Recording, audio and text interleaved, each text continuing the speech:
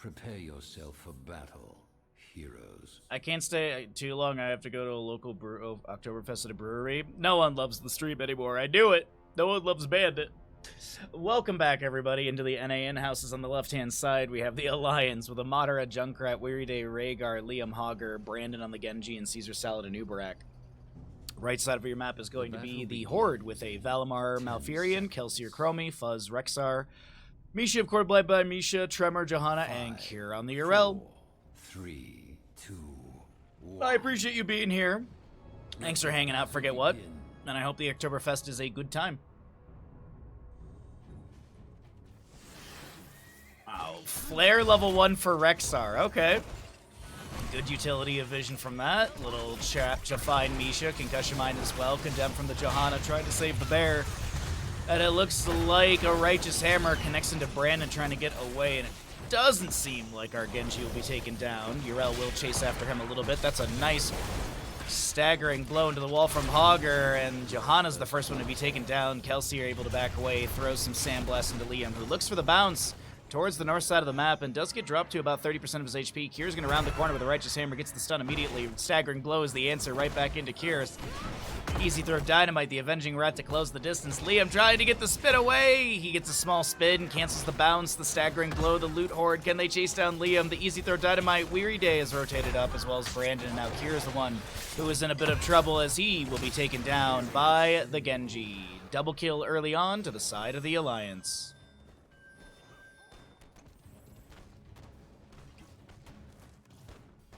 Bottom lane, Chromie will just continue to soak things out. We got Siege Giants, or excuse me, the Sapper Camp starting out on the left-hand side, right side as well. Chromie has his Time Trap. She does have the armor debuff to enemy, buff to allies, but it seems like with only Chromie here on this point, this will be an easy invade from the Alliance, and they'll get the double camp stolen away. 6 Sappers to be fed in through bottom lane, and we'll see if Chromie can deter any of that siege. 1, 2, 3 Sapper go in, and that's a little unfortunate. All 3 into 1 tower. It takes down the sidewall, but, yeah. The rest of those actually into the gate, so I guess the first one wasn't too bad. Since we have the double kill and the double camp still stolen away, level 4 will be here faster to the left-hand side by half a level for the Alliance as Misha charges in, but no connection for the stun.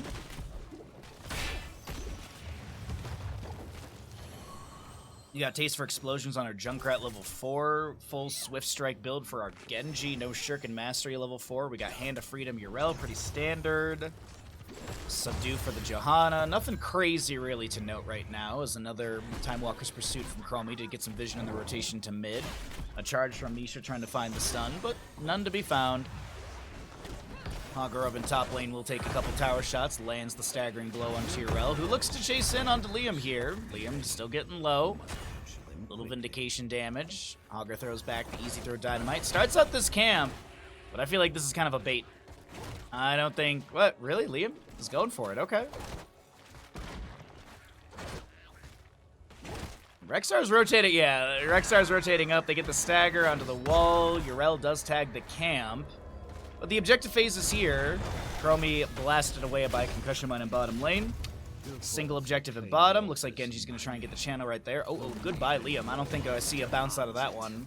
Rexar gets the last auto. Brandon will not be delayed, and this is going to be 8 shots in total to the core of the Horde, as the Alliance should only take 3, or 4, excuse me. Johanna steps up with the Condemn. Little Impale into Caesar, from Caesar Salad. More shots do go out. Tremor getting a little bit low. Malfurion with the Moonfires as well.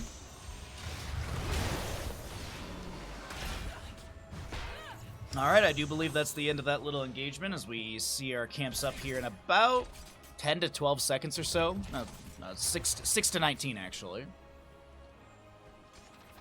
7 talents here on the left-hand side. Oh, we'll be seeing the Augmented Guard. Maybe a Zanshin game? We actually have seen a couple Genjis here and there taking Zanshin. Junkrat with the Dirty Trickster. It's going to be a nice, easy activation. It was nerfed in our most recent patch, but that's not what really matters right now. A new Brack does go down to Chromie, and the siege into bottom lane continues with a really nice charge from Misha charge onto Genji, who gets a heckload of shielding right there. When deflect ends, Genji gains the shield equal to 100% of the damage blocked for 4 seconds after. That was a nice chunky shield. Genji almost going down right there, but the healing from Weary Day and the tower shots and defenses were enough to displace the enemy. But yeah, Dirty Trickster was nerfed. The old cooldown, I believe, was 12 seconds. Might have been 15. I think it's 12 seconds, and it's now 20. So it's not like crazy nerf. It's just, you know, longer time for that to trigger. Or cooldown, I guess you could say. We have a Burrow Charge Impale onto Valimar from Caesar Salad. Concussion Mine gets put on the point. There's the Slowing Sands. Valimar trying to back away, but Rhaegar gets the bite on the Tushy. And that'll be another kill over the side of the Horde as Fuzz now trying to back away on this Rexar. I don't know if he's going to be able to. Brandon with one more Shuriken could get the kill, but he's actually going to be stalled out. Tremor will try and create some space. And it looks like Misha was sacrificed as well. Single altar popping up in the center of the map, and I do believe this will be 4 more shots into the enemy core. 1, 2, 3 sappers. Collide into the bottom lane fort here. That'll be grabbed by Brandon and Weary Day, I do believe. Alright, Modar goes for the full channel. The bottom lane fort will not be taken down. A couple grenades being thrown in by Modar here into the bottom lane wave. 10 talent here on the left-hand side. We got the Riptire, Ancestral Healing, Cocoon, Dragon Blade. Makes sense with the Swift Strike build. And Hogger will pick up what? It's going to be Hortipult. No Shockwave CC.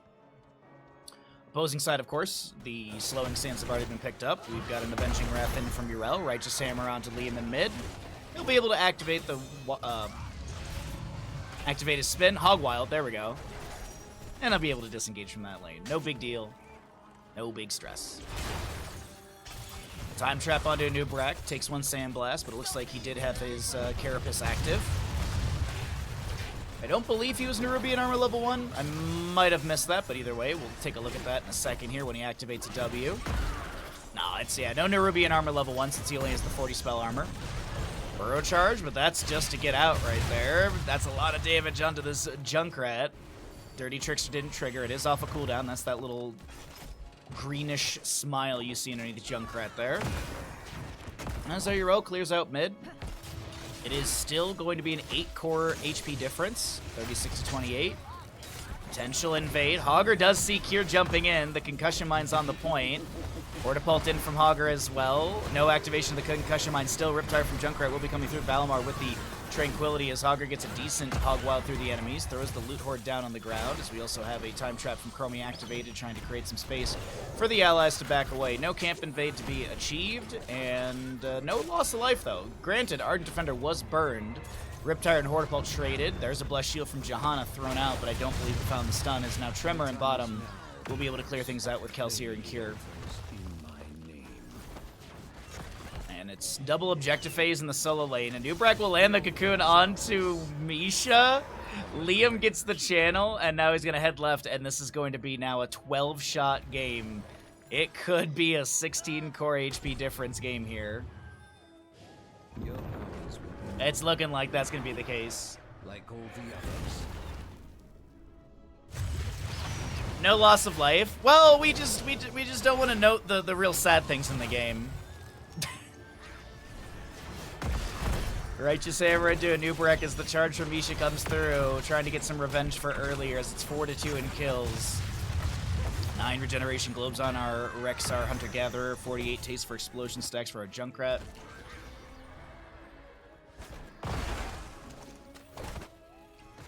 Sapper camp in top lane will be grabbed by Liam. We'll take a look and see. We have our double objective phase coming up in the center and the bottom locations.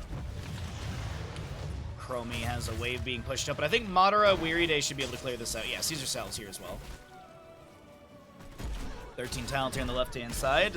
We have our continued frag launcher build with the bombs away level 13, excuse me. Finds the Burrow Charge onto Tremor right there. Hortipult into the flank from Liam. That's going to be a really nice combination from him. The flank is absolutely massive. The Dragon Blade as Chromie Stasis is going to be active, and that Riptire was just waiting outside. What's up, Slink? Good to see you, bud. Hope you're doing well. Thanks for coming by. I hope your HOTS games last night were good. And Mazor, thank you for the follow as well. Glad you're enjoying the content. We got a bunch of casting for you all today. Bunch of HOTS casting, and then we'll do some Stormgate casting. I do believe there's a Stormgate tournament today. If not, then it's a shorter stream. But as I mentioned, we're 11 subs away from hitting our sub goal. If you're feeling generous, you got a Prime, this is a place to do it. We're trying to hit 700 by the end of the week, and we're 11 away. Be swift, heroes. Weary Day with the channel here. New Brett going for the burrow charge. Cure is gonna be able to get one delay. Madara with the channel on the bottom. That's 5 shots into the enemy core. Down to 15. 36 to 15 core HP game. It's a rough go for the side of the Horde here in map number 1 of the day. And that's going to be a, yikes, 26-point difference game right now. As the flare goes out from Rexxar, we currently have Genji and Misha going down. That'll be Junkrat picked up as well. Valimar will be picked up in this trade, as now Caesar Salad's trying to create some space for Weird Day to get on out of here. I think Caesar Salad may get run down. Cocoon onto Urel creates a little bit more space, but Caesar Salad runs through 3 Dragon's Breaths, able to burrow away. Meanwhile, Augur able to bounce out just fine. Sounds nice. Thank you. Thank you. I appreciate it. I do my best to bring you all quality casting content for Heroes of the Storm and other games. Happy to be here. Oh, I'm glad to have you. I'm just gonna compliment your compliment. We'll just go into the endless Midwest cycle of complimenting each other. Red team has destroyed the fort.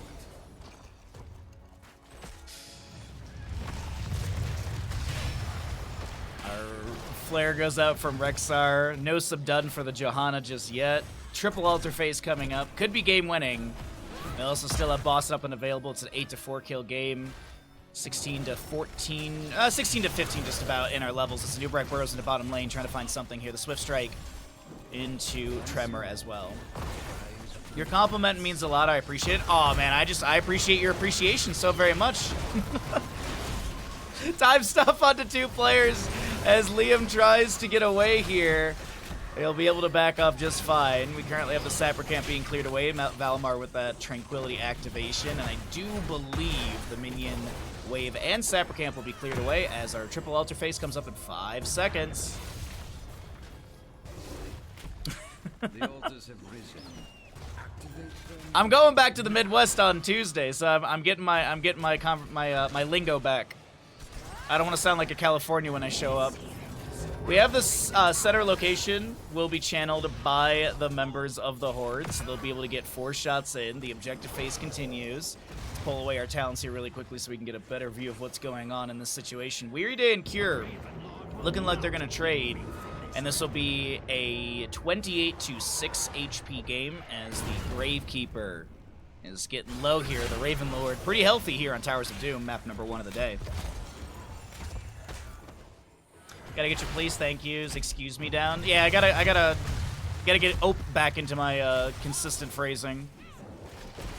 That's gonna be a really nice activation of the Taste for Explosions level 7. Or Dirty Trickster, excuse me.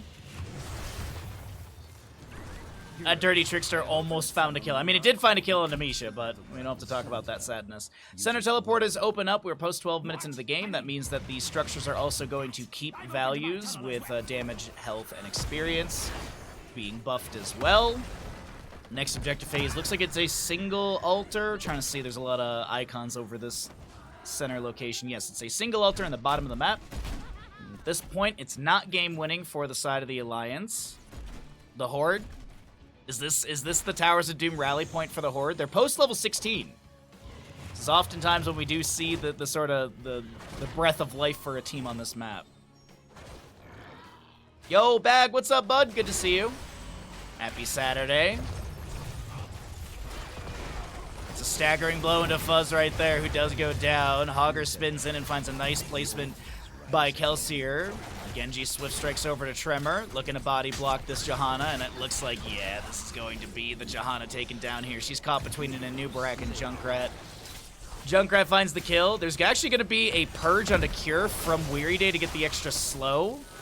No purification level 7, but still just was getting that extra slow to deny Cure from disengaging. Doesn't seem like Cure's too concerned with their health bar right now. 35 seconds on Ardent Defenders. Concussion Mine will be activated. No displacement coming up from that as Cure gets the insta-mount with Divine Steed. Meanwhile, Hogger is pushing bottom lane, and if you do the math here, chat, I know it's really difficult, but if you take down mid altar and bottom altar and then get channel, that is GG's.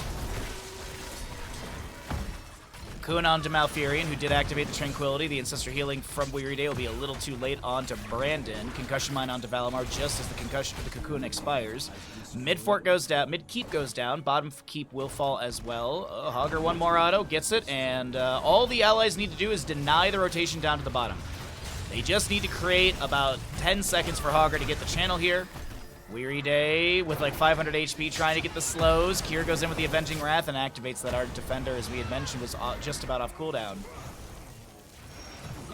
Nice Righteous Saber from Kier. Hortipult out by Hogger. Looks like they are going to sustain this fight, though. Hogger with the no control level 20. I don't think you get a kill here, Liam, and this is going to be super risky. Staggering Blow activates the Hog Wild, cancels it, and or it might have ended either way.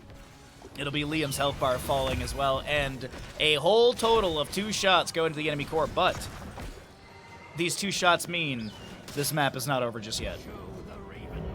A couple times I visited Calais, not once did I hear excuse me. People just walk by and reach around you. See, that's how I know, because there's actually, I was talking to my buddy about this, because he's from Minnesota, because his parents are visiting. And we were just talking about, like, I was like, yeah, there's so many, like, Midwesterners out in California, especially in Tahoe. And he's like, yeah, that's how I find my people. Those overly polite people, those aren't just tourists, those are just Midwesterners here.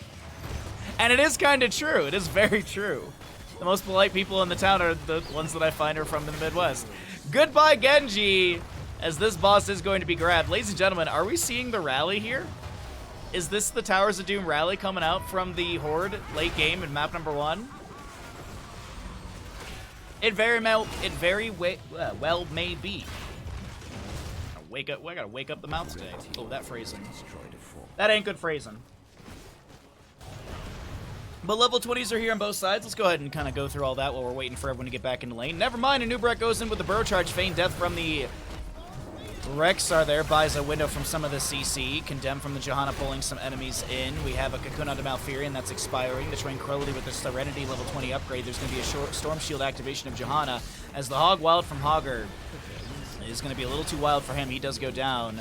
And now we have a double kill. Sorry, I thought I was reading a trade there, but no, it's a double kill. Triple kill in total coming up from the side of the Horde. And chat, the rally is happening. Yrel took back bottom, and she got back mid during all of that. So now it is back to 4-4 in shots.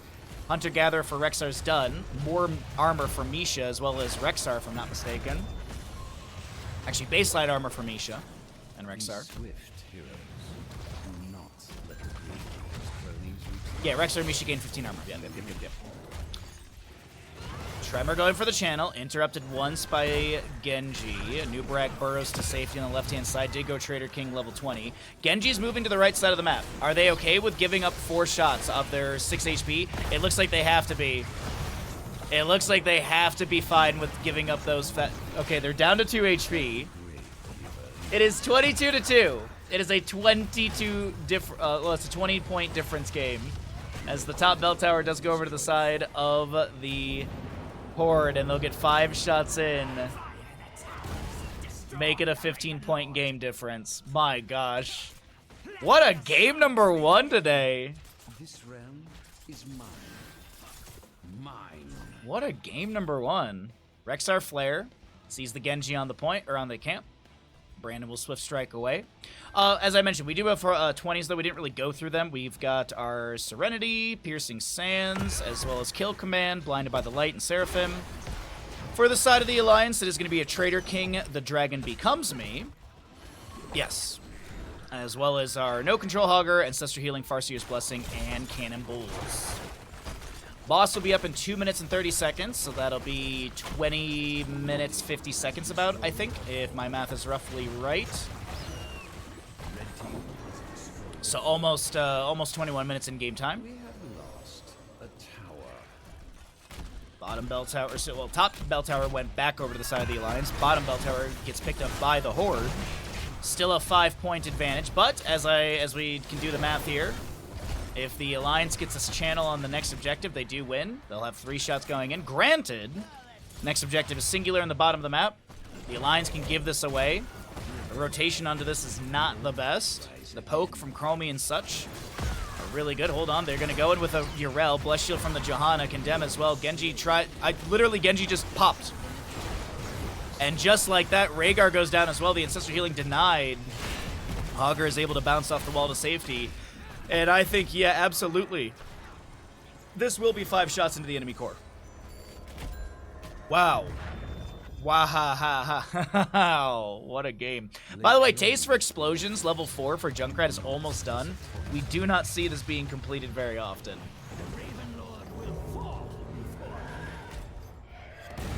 And just like that, it went from a 20-point difference game to a 10-point difference game. Granted, it's 12-2. Mid lane bell tower being worked on from the side of the Horde. Less than a minute, actually a minute on the dot for the boss. Riptire from Junkrat being summoned here on the left-hand side. Misha's the target. She's taking a couple tower shots, has a men from Rexxar as well. Tranquility activation from Malfurion. Mid fort does go down. You see the call from Liam and friends saying, hey, maybe we can do something to bottom lane, but I don't think that's going to happen. Nubrak and friends may get a couple autos onto this, but here comes a big flank. And yeah, they know this. They absolutely know this is happening. So a couple autos under the fort here. A Nubrak, a couple beetles get some damage. Next objective phase will be center and bottom locations. What a game. What a game. Impale from a Nubrak to zone. The enemy team Horde rotates in. Boss up in 18 seconds.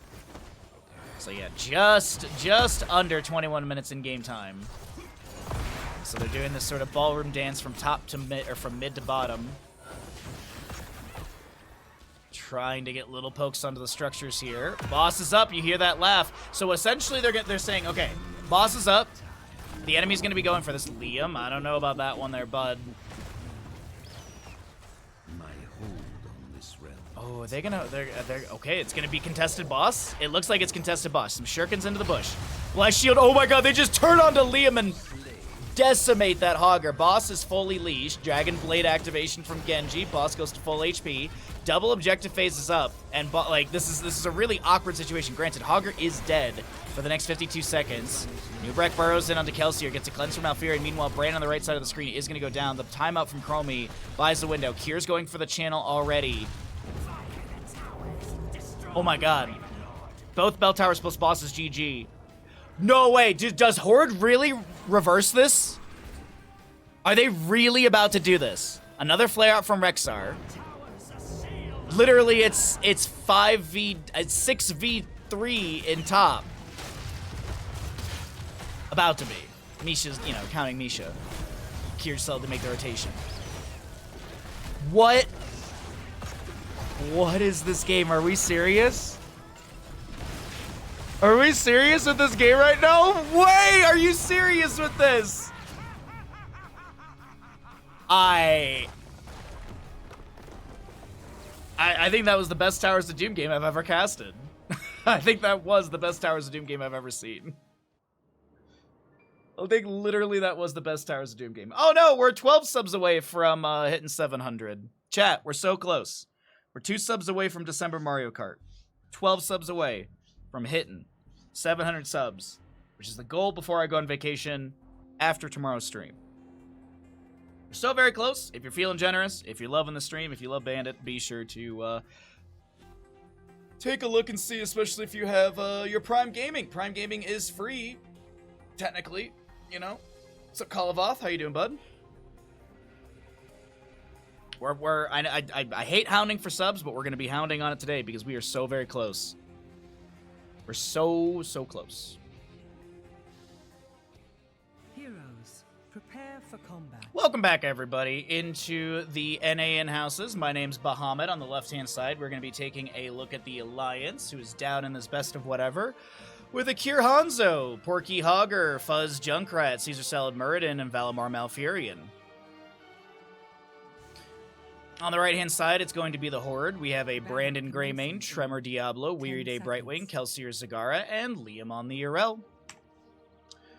If you feel like Twitch predicting, the gamble is up and available. Which team is going to win? Dragonshire. Fight well, heroes. Feast on Fear for our Diablo level 1. Junkrat with the tricky shuffles. We'll also see our simple geometry on the Hanzo. Overpower Shadow Charge into the Johanna immediately. Or Muradin, sorry. The Concussion Mine is not going to be enough, and Muradin's actually the one to go down. I thought he was going to have a little bit of space to back away, but First Blood does go over to the side of the Horde as we now take a look at the Tremor chasing down Fuzz and Cure. I don't think they're going to find any sort of kill off of that. Cure does manage to pick up a couple more stacks on Simple Geometry level 1. And the Avenging Wrath goes in. Liam trying to clear things out here. Gets harassed a bit by Porky in the rotation. Taking a peek over in mid. Tremor getting chunked a little bit. Sonic Arrow does connect as well, but the Fire Stomp and the Well Tap will be Tremor backing away, of course. The Hanzo will see all that, as he did land the Sonic Arrow right onto Diablo. A couple auto attacks from Greymane poking onto Caesar Salad. Same from Kelsier Zagara. Junkrat with a little bit of damage onto the wave as well. We got ourselves odds on the gamble. Thank you, chat. There are big odds for the Horde believers. Liam does see this camp being grabbed. It looks like he's not gonna step in. Valimar and Kira are rotating in as well. Tremor on the Diablo was on the right-hand side, but I think he's just mostly focusing onto the wave. So Liam will jump onto the point. I thought he was hearthing out for full mana, but I think he's gonna stick around and just clear things out since this camp on the right is still being grabbed. Hogger already has his Bruiser camp pushing into the wave. And peeking into bottom, Kelsey are doing their best to spread some of that creep termers. Drops the corpse feeders into the bush. No, that's the infested drop.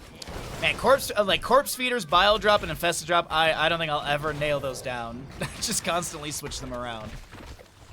We have Muradin with his Sledgehammer level 4. That's going to give some extra cooldown reduction. We'll also see Junkrat with the Taster Explosions level 4 again. It's, is it different Junkrat? Yeah, it is different Junkrat, okay.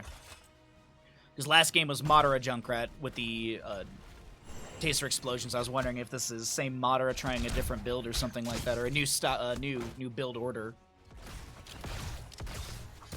But either way, Fascia from Brightwing down into mid area as Malfurion is going to be harassed by the Diablo. A Soothing Misactivation. Valimar trying to get away, but the Avenging Wrath comes in, and that is Liam with a third kill for the side of the Horde at map number 2. Uh-oh, Brandon? Nah, he dead. Greymane going to be taken down by Cure, who lands another scatter off the wall into Tremor, who's going to be able to return some damage into the wall with Cure's body. Caesar Salad with the channel on this north side shrine for the Sun Shrine. We currently have Zagara in bottom. Kelsier, a little worried about someone rotating down here, as there's not a whole lot of mana left on the Zagara as well as health, but seems like the fight is more prioritized towards the top lane. Yo, Ninja, what's up, bud? How goes your day? Happy Saturday, my friend. Staggering blow. There's a Shadow Charge in again. Greymane lunges in, trying to find the kill. Porky able to back away. Here comes another Avenging Wrath in from Urel. A couple auto attacks from Greymane. Rolls in to human form to keep the auto sustain going with the Inner Beast activation. Diablo is full on souls, as he does hit 100.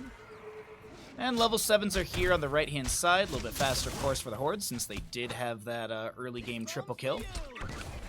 Concussion Mine in the bush, but also clears out some of the creep tumor. Or at least the creep tumor there. Tremor gets the phase shift from Brightwing, maybe? Uh-oh, Hanzo. Cure is going to try and back away. He does finish out his level 1 and just before dying. Speaking of death, Diablo does go down, but his souls will be triggered, and he does manage to respawn. Unfortunately for this Greymane, he'll be picked off. The Stormbolt from Murda not connecting, and Liam able to get the Avenging Wrath away.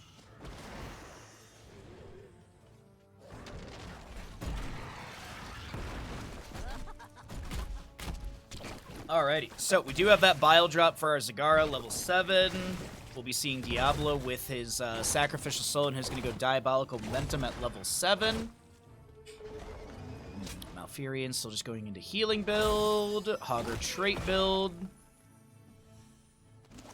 Man, even though it was nerfed, we're seeing a bit more Dirty Trickster.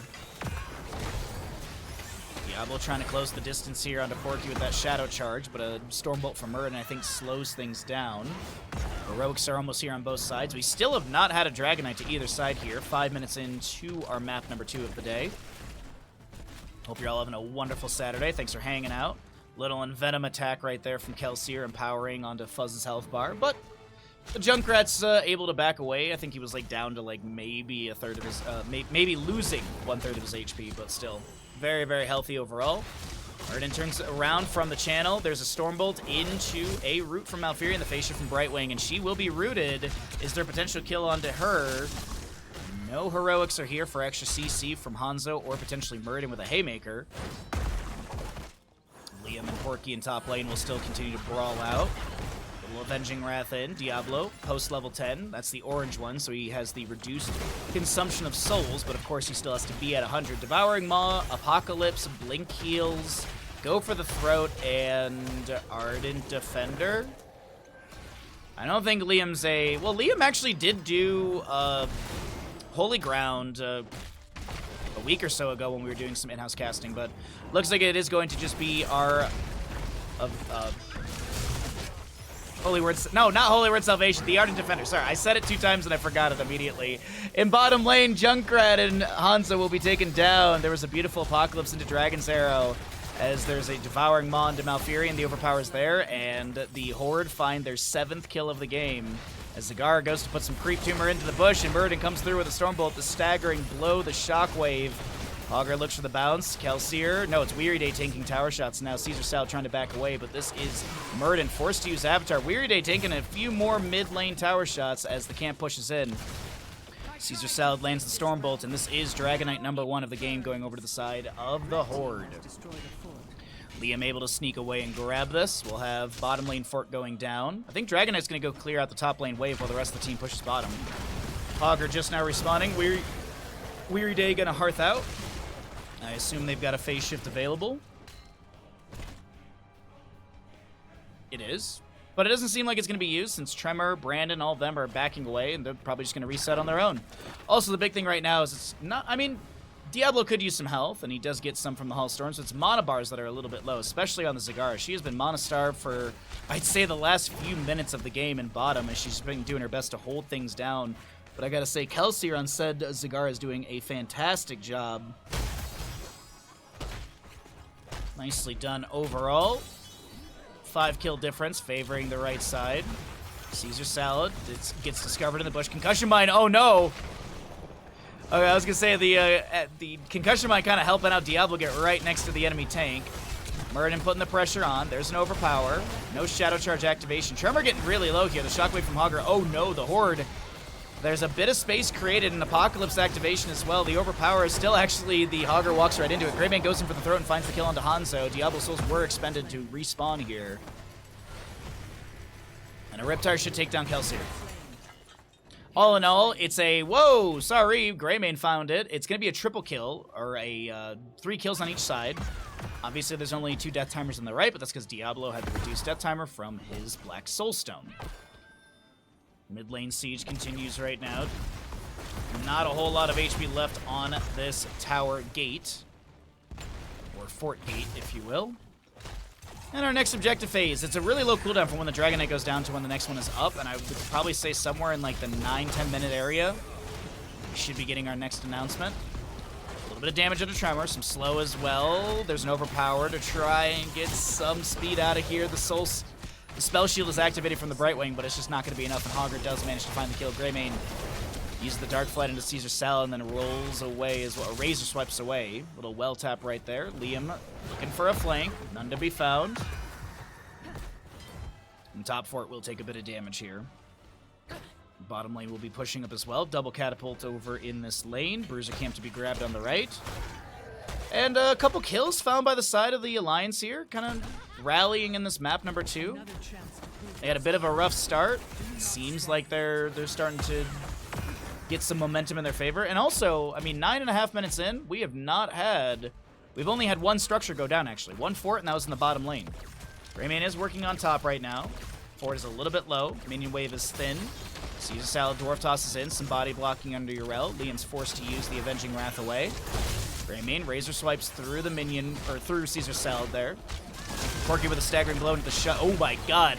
Every bit of CC used on Liam right there, who just stands still hoping for some damage. Not a whole lot of damage received, and the Ardent Defender, will save? No, I think Muradin will be able to round the corner. Face Shift from Brightwing, Face Shift from Brightwing, Riptire from Junkrat.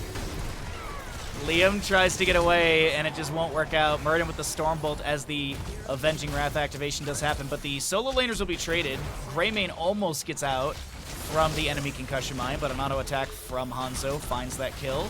A Stormbolt onto Diablo as Tremor's trying to back away. He shall be taken down, and it's looking like a 2-for-3 trade, or 1-for-3 trade, favoring the side of the Alliance, who now move into mid lane for a potential Dragonite. No, wait, actually, no, they need to get all the way to bottom as well. But Junkrat's got Ripper Air from level 13, so he's got a pseudo-global.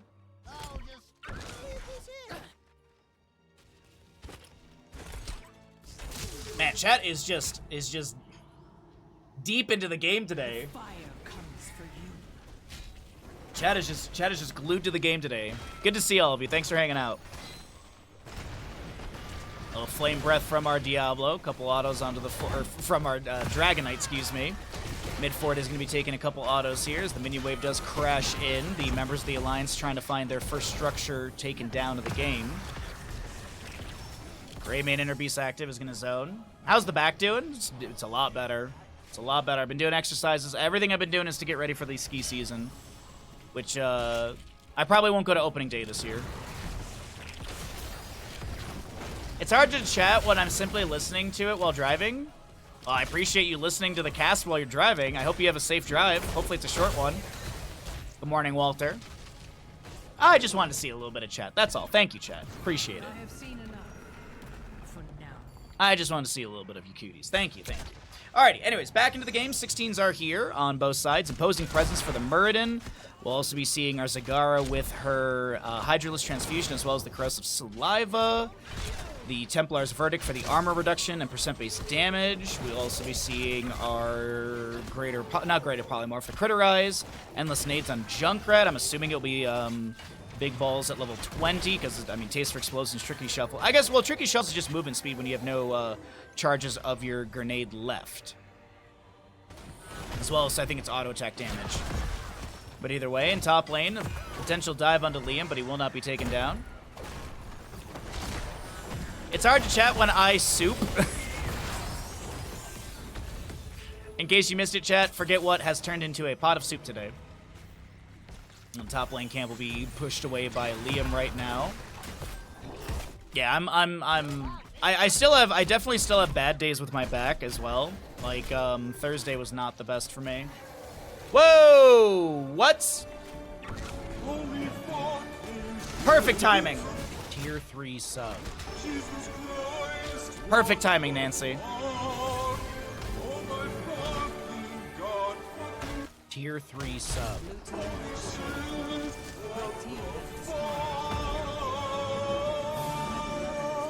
Absolutely best timing, Nancy. Thank you for the tier 3 for 6 months in advance for 42 months. That is so generous of you. Thank you so very much. As the fight does break out of mid lane right now, we have the phase shift onto Diablo as he is able to fire stomp and maybe engage further onto the enemy squad. Doesn't look like the members of the Alliance will give this over to the Horde, and we have a disengage as next Dragonite phase, third one of the game, will be spawning here in just a moment. Thank you again so very much, Nancy, for the continued support and amazingness that you are.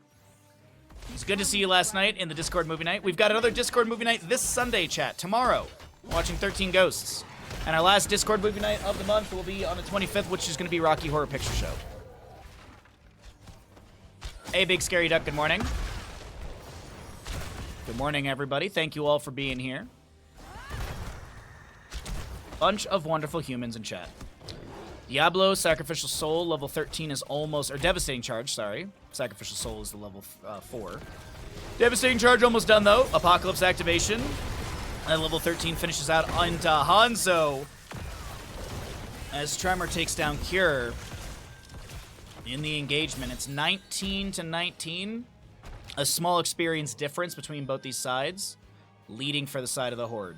Which, by the way, oh, actually, I didn't look at the Twitch prediction until just now. I thought it was still 6k to 10. So I thought it was still like a ridiculous payout for the Horde believers. But some people chose to believe in the Horde towards the end of that prediction. I think it may pay out for you. I don't know the results of these games. That's why we're doing, that's why we can actually do who wins or loses. Alright, well, Dragonite goes over to the side of the Horde right now. They'll move in through mid lane. And Zagara is almost at level 20 for the Pack Instincts. That's a big one for the side of the Horde. Really, like, they're winning right now, but I feel like they're going to win harder with this level 20. Bolt of the Storm, or excuse me, the Hellgate for Diablo. We'll see the Invisible Friends for Brightwing, Seraphim, Urel. There's going to be that Pack Instinct for our Zagara. as well as the... Is that Alpha Killer? No, it's Blunderbuss. I always mix up the Tooth and Claw and the Blunderbuss. It's a coloring difference thing, and I always mess it up. But anyways, doesn't matter. Dragonite moves in through bottom. Some damage onto the keep right now. 20 on both sides. Big balls for the Junkrat. Serenity Malfurion, but that is Hanzo just going down. Yorel, who I think was in the Dragonite, went for the field goal kick and managed to take down Cure with that one. A shockwave from Hogger to create some space. This is going to be bottom lane keep, taking a significant amount of damage. Activation of the Apocalypse from Diablo. They find a really nice targeting onto this Hogger, and he does go down. Yorel finding that kill, tanking some tower shots from mid and bottom while the Ardent Defender was active. And now it seems like the Horde, they want to go for the win here. They already have the double kill on Hanzo Hogger. It's a Muradin, Junkrat, Malfurion to defend. Can they make this defense happen? Junkrat, Dirty Trickster gets triggered right there. There's going to be a nice route from Malfurion as Diablo tries to Shadow Charge in. That's a beautiful Stormbolt from Muradin as well. Locking Diablo in place, his souls will be expended. We have the Seraphim on Yorel. She's trying to wiggle her way out of this one. Avenging Wrath to back off, but I don't know. And yes, actually, Liam will be able to get out of there. Kelsier's the one eating that Stormbolt, and the auto attacks on the core still continue from Brandon. Inner Beast is active. Liam on this Yorel, 76 seconds on Ardent Defender. Greymane lunges in for Fuzz. A Seraphim self-cast again. Liam and friends now backing away. Not a whole lot of mana left for this Yorel. The Dragon's Arrow will cannot connect onto anyone. I thought it was going to hit, but the Tranquility from Malfurion activation. Yorel does go down. Valimar trying to float away, and it looks like he will be able to. A Fire Stomp from Diablo. He Shadow Charges in, but I think there might have been a Stormbolt from Muradin denying that. The dieback from Tremor, as that will be a double kill, triple kill kind of, to the side of the Alliance as they defend their core. 79% remains. And become the new Dragon Knight. Let me get some tea. That was a long fight. I thought that was the end. Well, it ain't over just yet. We have a win condition set up for the side of the Horde through bottom. Alliance will get some respawns here. Actually, they get everyone back on the map, and they're going to start managing their waves. Next Dragonite phase up in 1 second. We can see maybe with the death timer of Yorel and Diablo still elapsing, this could be a possibility for our Dragonite to the side of the Alliance, who can maybe start opening up the map a little bit further for this blue squad.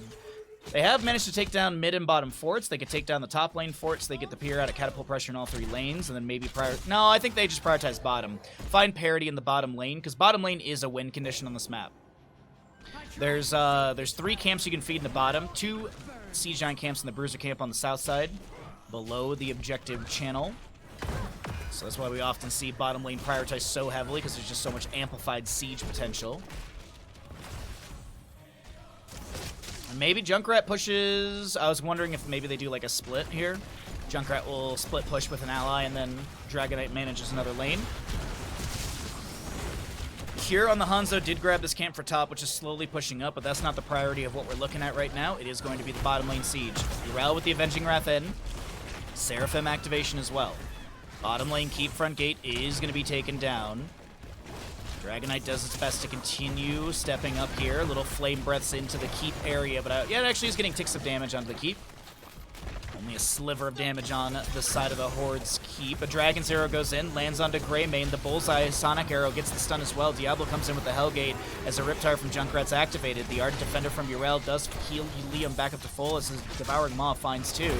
Currently have Brandon so very low on the Greymane as the Avatar activation from Muradin does happen. He's down to below 50%. Has to activate Rewind to back away. The staggering blow, the shock wave from Hogger finds the CC onto Diablo, and he does go down. No souls for him to buy back in, as he was at 47. And now the bottom lane keep being worked on, but there's nothing to really push up with outside of the health bars of the Alliance in the bottom lane. Their minion wave at the 50% mark, and some Zagara creep will be cleared away. But it seems like between Porky, Caesar Salad, they can rotate their health bars. And are they going for a win on the side of the Alliance here? Diablo dead for 37 seconds. I mean, mana bars are okay. Health bars are fine. Muradin Dwarf tosses in. Porky's starting to auto-attack onto the core here. Concussion Mine onto Brandon, maybe? No, I think it was actually a little too far away. Porky a little bit low. Does manage to activate the Hog Wild and backs away safely. Tranquility from Valimar healing up a bit. And the core shielding is still there on the side of the Horde as Muradin Dwarf tosses in the Dragon's Air to follow up his Stormbolt. There's a nice burst damage into this Muradin from Zagara and the Nexus Forces. Greymane went for the throat, and now Diablo about to respawn. Muradin dead for 58. Is there going to be a run through bottom lane from the side of the Horde to try and end? Doesn't look like it.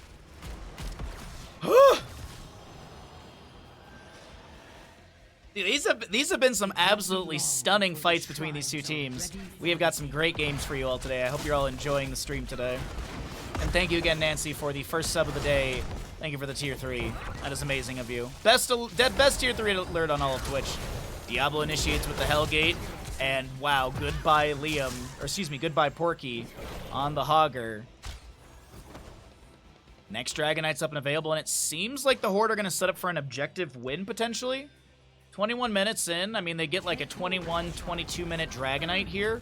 Granted, Brightwing, I mean, she could sacrifice her life, but no, they'll get this channel in time. No! Nice delay from Kira and Fuzz right there. Okay. But there's no one on the Moon or Sunshrine. Diablo's stepping up. Someone's got to get inside of this, but like, yeah, I was going to say, Liam is... You do not want your Zagara in there, for sure. Zagara is like the one character I feel like you do not want in this Dragon Knight, especially this late into the game with her build and everything. You want her for siege and summoning roaches and hydras. Oh my god, that Dragon's Arrow, the rotation was absolutely disgusting. Cure with the, I know he's not map hacking, but Cure with the map hack Dragon's Arrow finds a massive stun, and the allies come through with the double kill onto Brightwing and Greymane. Liam's still just like, I'm going core, dudes. Liam's still calling for core right now. This Dragon Knight, I mean, it slaps, but there's, I mean, you're going to get some shielding, you're going to get some percent. He's got Ardent Defender available, but I don't know if he's going to be able to push the button. So he pushes the button, he's back to full.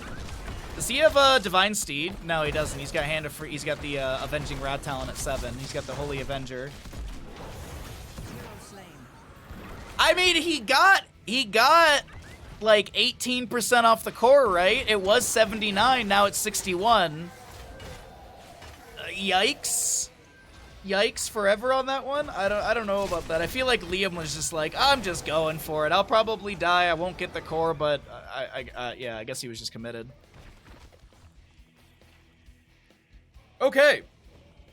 23 minutes in, and we still have our Dragonshire game going. The map is actually the map is equal in structures. It is top keep to top keep, mid keep to mid keep, and that's it.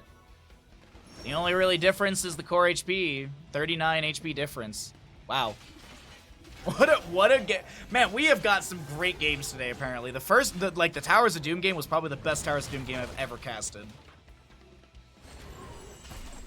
Oh my god, dude. That Towers of Doom game #1, like, that was amazing. That definitely I need to get up on YouTube later. Speaking of, I need to get a bunch of YouTube stuff up before I go on vacation. So y'all have some content to watch. Alrighty, so we got top lane camp crashing into the keep front gate. Our next objective phase is going to be announced here as we have our Moon and Sunshrine up and available. I believe this is the 4th Dragon Knight of the game. And Siege Camp grabbed on the left. Siege Giant Camp on the right is 15 seconds away. Diablo will be stalled out in the rotation by a Stormbolt and the follow-up Sonic Arrow of Cure. Fuzz joining into the ally squad. Right side Siege Camp up in 2 seconds. Is there going to be an invade? Doesn't look like it. Urella's back. She's got Ardent Defender off cooldown, so Liam's timer's kind of worked out here for him in the end. So, let's see. They got 18% off the core with the last Dragon Knight. So if they do the exact same thing again, they still won't win. No, I think we're getting late game here. I think this is the death timers are getting really long. Catapult damage is getting pretty big. Dragon Knight damage is going to be scaled pretty nicely as well. I think this could be, I mean, realistically, it's one really good team fight for either side. It's GG go core. Stormbolt from Muradin sees the Diablo. Or at least stuns the Diablo. The Invisible Friends was applied to him. Some scatters from Cure, just poking on to enemies within the corridor.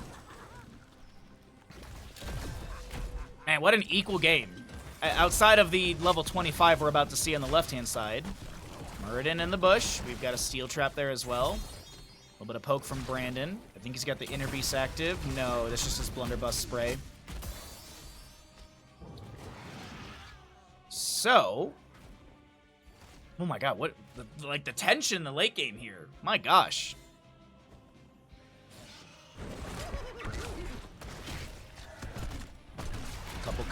Couple grenades go into mid.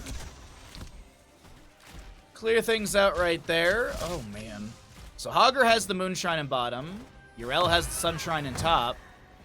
And both like core 4s are just floating around through mid lane area. And as I said, like, it's going to come down to like one really good team fight. I think both these teams know it, especially that's why we're playing so sort of so trepidatiously. But here comes Diablo initiating the fight onto Kira, who gets the Dragon's Arrow and the Natural Agility away. Muradin, who is polymorphed, able to Dwarf Toss out, lands the Thunderclap as he's disengaging. Might have a Stormbolt to throw back as the Muradin is going to be the target of that Apocalypse. Gets the activation of his avatar just as the stun comes through. There is a potential Dragonite to be channeled here, but Yrel will get onto that top lane point. A Shockwave from Hogger.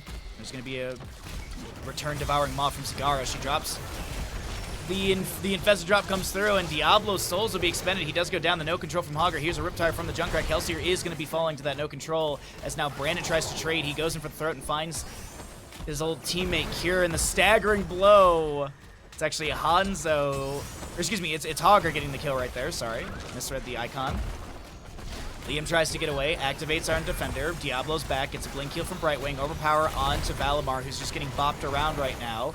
Tranquility activated with the Serenity level 20. Fuzz will use the Concussion Mine to get closer to Liam. Blink Heal from the Brightwing to sustain hers. Meanwhile, the Diablo on the left-hand side of our screen is going to be taking a hike load of damage. The Taste for Explosions almost take him down, but it's going to be... Or the Dirty Trickster, excuse me, almost takes him down, but it's actually the Nexus Forces get that last auto in. And now Yrel trying to just delay things out in bottom as long as possible, getting this this point to the mid phase. Muradin, does he have a Stormbolt blindly into that bush? Oh my god, that would have been wild if he actually just threw that in there. I think the range would have been just enough to hit Yrel, but Liam, will be able to get the Hearth out, and he's going to tap a well. Objective phase will be going in through bottom lane to try and end here. Staggering blow from Hogger, a little bounce off the wall as well. Seraphim activation. If you're curious about the Dragonite scaling, this bad boy's got 37,850 HP and dealing 1,422 damage into structures. Kick on to Kelsier. Displacing the Zagara. Dragonite moves through mid, cutting down a little bit right there to avoid some of these keep shots. And it looks like this Dragonite with 50% HP is going to head towards core, but is this enough to end? Dragonite's actually getting, like, way low. It's down to 30% already. This Dragonite is, like, so worthless already. It's got 1, 2, 3 autos in. The Dragon's Arrow from Hanzo coming through. The Hogger's going to bounce through some of the enemies. A very low Yrel trying to get away. The no control from Hogger may find a kill, and it does into the Greymane. Liam back to 50% HP. Caesar salad low. The Shockwave from Hogger coming through. The core defense is trying to lock down some enemies as the Hellgate from Diablo is used to back away. Liam now getting the face shift from Brightwing. The mid lane keep does fall. Tremor hearthing out, and man, oh man. 61 to 86 in core HP, and it doesn't seem like the Alliance are done just yet. A little bit of an awkward spot here. Hogger, Porky is gonna go down to Zagara. That's that level 20 pack instincts with all the other stuff picked up at 13-16. Diablo does go down, no souls this time. It's a Zagara Brightwing to defend, and I don't know about this one. Riptire from Junkrat summoned as well. Don't think it connected onto Kelsier.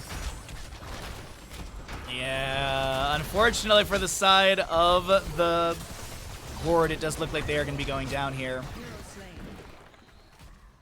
A lone Brightwing to defend, 50-some% left on your court. Yeah, I do believe this will be the Alliance. Getting a 1 score here in map number 2 of the day. Man, what a fantastic set of games we have so far today for the NA in-houses. Thank you everyone for hanging out, and GG, well played. The Alliance takes map number 2. We got a 1-1 score here in our games. And unfortunately, we are still 12 subs away from the 700 goal, 2 subs away from December Mario Kart. We are close. We are so very, very close. We are so very close. And it's because we lose subs. You know, as days go on, subs fall off from gifted subs and stuff. But as I said, we are 12 away from hitting 700. That is the goal for the end of the week. If we hit it, I can stop hounding on it.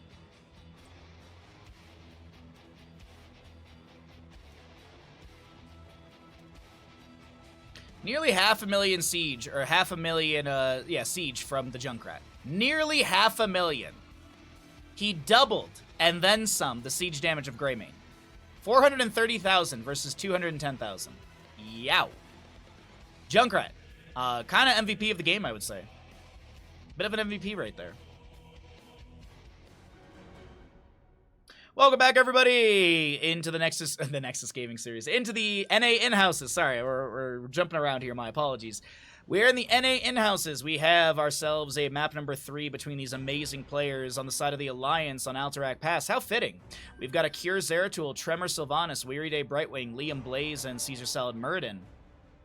On the right side of the map for the Horde, we got a yeah boy on your Junkrat, Porky Diablo, Psy Decker Kane, Brandon Tychus, and Nintori will be your URL. We have a Twitch prediction going around right now. If you would like to make a gamble on who is going to win this Alterac Pass map, let's get into it. And thanks everyone for hanging out. Thanks everyone for lurking, chatting, and being here. Initial black arrow from Sylvanas onto the keep front gate. Here comes the Avenging Wrath in from Urel, a polymorph into her as well. Diablo comes in with the Shadow Charge. Weary Day tried to back away, and the Concussion Mine pushes Weary Day in the direction they were not hoping to go. The Righteous Hammer does kind of split Weary Day where they were anticipating to head, near the fort front gate, but no kills to be had in this top lane scuffle. We have the top lane tower here, taken down to around a third of its HP. As the Concussion Mine forces Caesar Salad to Dwarf toss away. Tychus versus Blaze in bottom. Might be a bit of a rough go for Blaze here with that minigun, he's going to take a kind of U-shaped rotation, get a Twin Flame onto the gate, and say, cool, I'm going to back away back towards my own gate. Fire Stomp out from Diablo. Just trying to get some vision here. We got a 5K on the Alliance to win Alterac Pass. Alright, well, see if we get any doubters or Horde believers.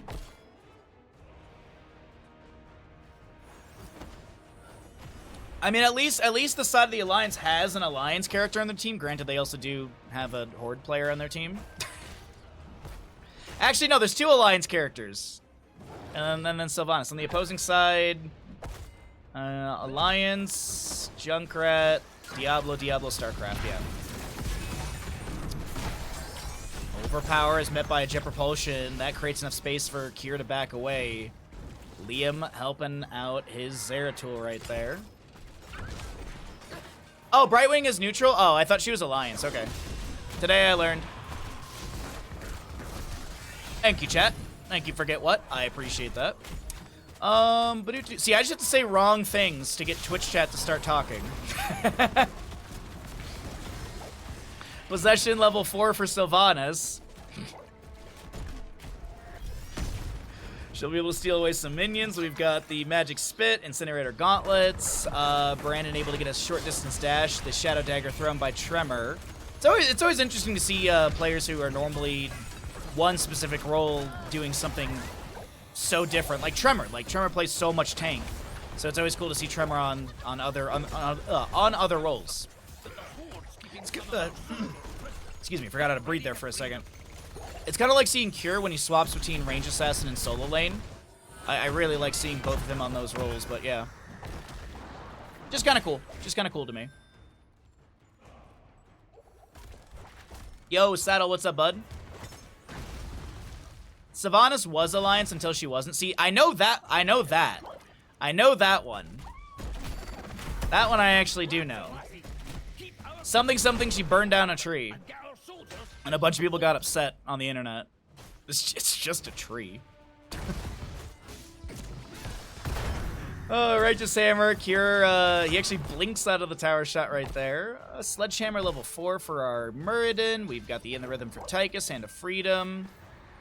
Sacrificial Soul, Chattering Teeth on the Junkrat. Right, Chattering Teeth? Yeah. Big belief in the Horde this game.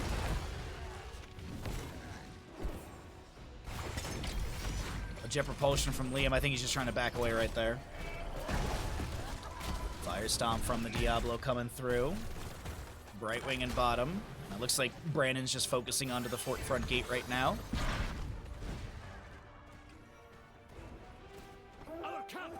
More Arthas killed her and raised her.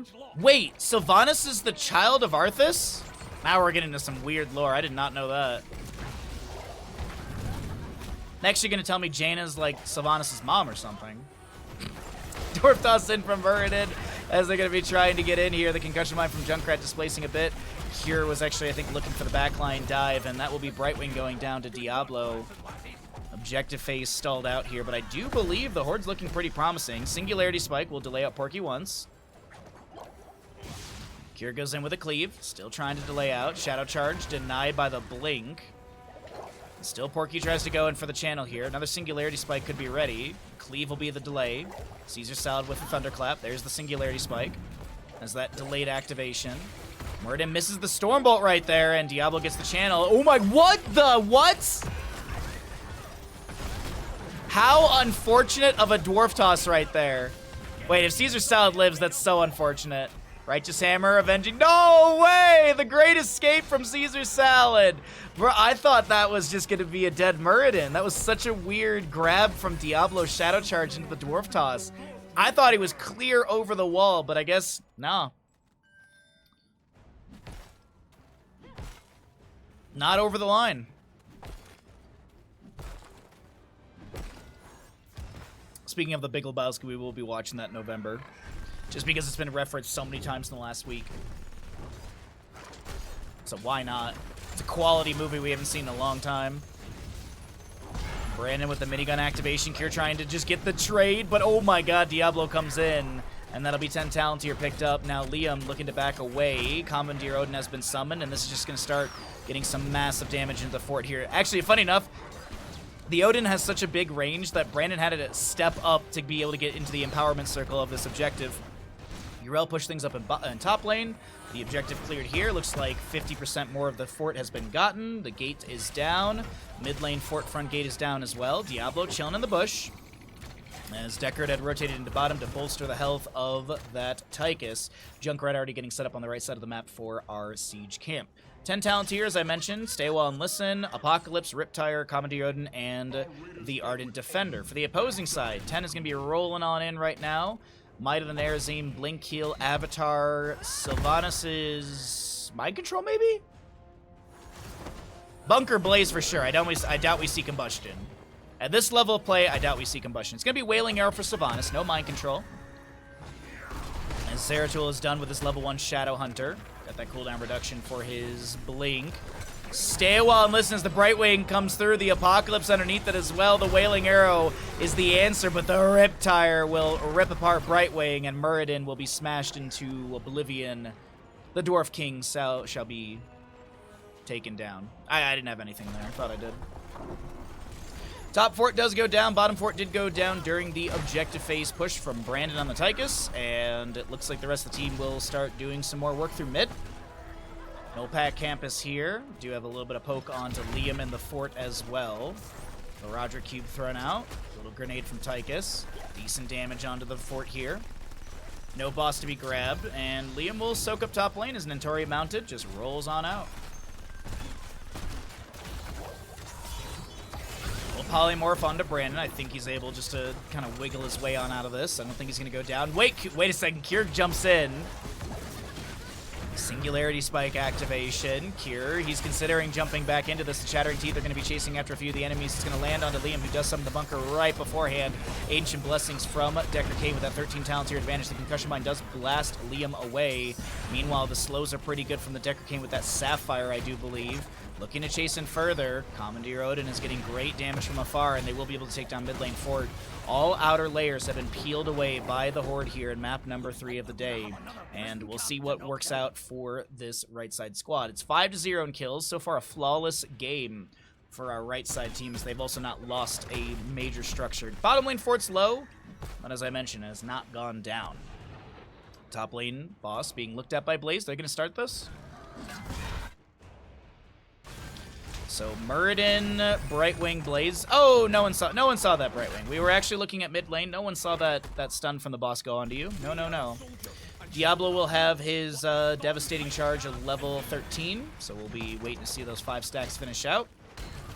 As we mentioned, the Ancient Blessings, the Gotta Trap them all, the Spray and Pray, as well as the Velen's Chosen. So while the top lane boss is being grabbed, and without 13 talent tier, the Alliance will give away their objective channel time to the Horde, but still 30 seconds to go on that. Could be seeing a potential rotation and contest over this as 13 is here. We do have the Festering Wounds level 7 for Sylvanas, as well as her Windrunner level 13.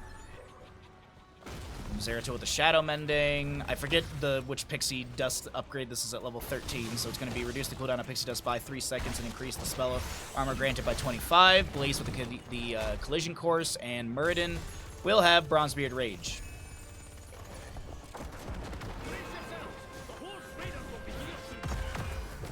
Alrighty. Yrel manages the wave. Kyr's going to Hearth out. The objective phase does go over to the right side. Uh-oh, Caesar Salad may be caught out here. Diablo looking for the angle. There's a Concussion Mine blasting Caesar Salad back into the enemies. The trap goes down the ground. Yeah, boy, was so much damage into the face of Muradin, and he'll be taken out by Tychus in the end. I gotta see here really, really quickly, since we don't have a fight, how much frag launcher grenade damage was being done right there. God dang, there's just like so much point-blank grenade damage into him as the Apocalypse was activated there. We did miss what Diablo is looking for, is he did try and Shadow Charge into Tremor there, but the Haunting Wave activation will allow that Sylvanas to have the self-cleanse to back off. 16 talents here, almost here. 10 seconds on the Muradin, and this objective phase is pushing in through top, mid, and not so much bottom, because Blaze is down there currently clearing things out. Yrel goes over the wall with the Avenging Wrath. Looks to jump on to Zeratul. Lands the Righteous Hammer. There's going to be Diablo coming in as well, trying to pressure onto Tremor on the low side of our screen. The Odin is getting great poke damage as well. Stay While and Listen is pretty massive. The Riptide from Junkrat. Bunker from Blaze did come down. The Aids of Blessing's activation. Diablo's souls will be expended as he will respawn in 2 seconds here. Brandon low. The Tychus gets picked off. The Ardent Defender for Liam is activated. Sorry, not Liam. Nentori. My brain is just, I see Yrel, I think Liam. Granted, Liam always does the Harley Quinn skin, so there's that. Stormbolt, good Singularity Spike activation. Cleave from Zeratul as well. It's even 16 talents here. This is when Cure Zeratul gets that big power spike typically.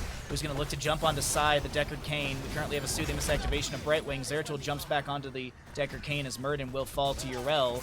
A Righteous Hammer charged up onto Cure. Right, good old bop right there into Cure. The Shadow Charge to follow up, and maybe I talked up Cure a little too much right there as he does get taken down. It's 8-2 in kills. Not a flawless game anymore for the side of the Horde, but still, they managed to lead with 6 kills and only losing 1 structure in the top lane. Boss will be grabbed here. Objective phase will spawn in a few moments. And Yrel looks to threaten this camp here with her presence, but won't actually step in.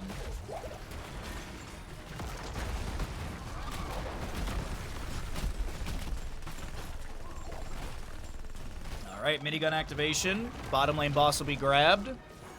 Top lane boss up in 2 minutes, so we'll see that at about 14 minutes in game time. A little less than that.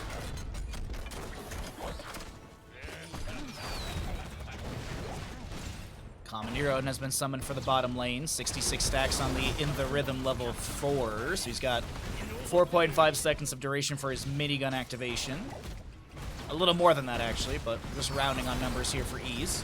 A Shadow Charge from Diablo. There's a bit of a spell shield applied to him as Diablo is looking to back away. The Riptide from Junkrat coming through. The Wailing Arrow into the backline as well. And that's a lot of damage onto Diablo. He doesn't have souls to buy back in. He will go down. Junkrat picked off as well. The bottom lane boss to be managed by Cure as a Scrollless Ceiling creates a little bit more space. The Haunting Wave, the Teleport, the activation is met by a grenade from Tychus. And Brandon is able to back away. He does have that Melting Point. He's got the quarterback. He's also got the Titan's Grenade, but it's not going to, like, insta-kill a Sylvanas right there. Just nice little chunky damage onto her. Bottom lane boss gets the keep down to about 60% HP.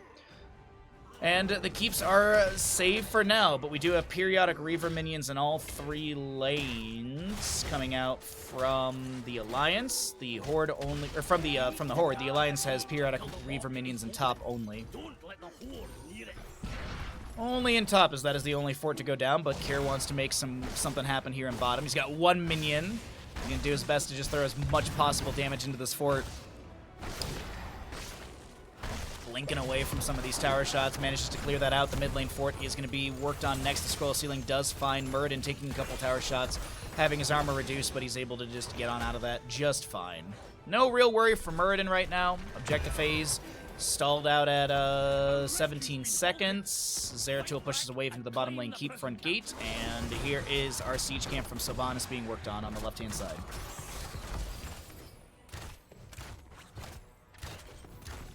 Whew, what a game 3, chat. What an absolutely insane good game 3. A Shadow Charge from Diablo, the overpower again onto Caesar Salad here, trying to take down this Murden, or at least create enough time for his allies to rotate in, but not enough is created right there. 20 talents here on the right-hand side. Murden, they're looking for the fight before that level 20, and 87 souls for Diablo. He just popped the Apocalypse, the Will of the Forsaken from Sylvanas activated. Kier comes in. There's a big stay a while and listen to try and create some space, and Tori still trying to keep that channel going as Liam comes in on the Blaze as well. Ancient Blessings activation of Decker Kane. We currently have Liam trying to back away. No Sapphire on that scroll of ceiling, but Liam slowed still by the baseline 35%. And it looks like objective channel should go over to the side of the Horde here.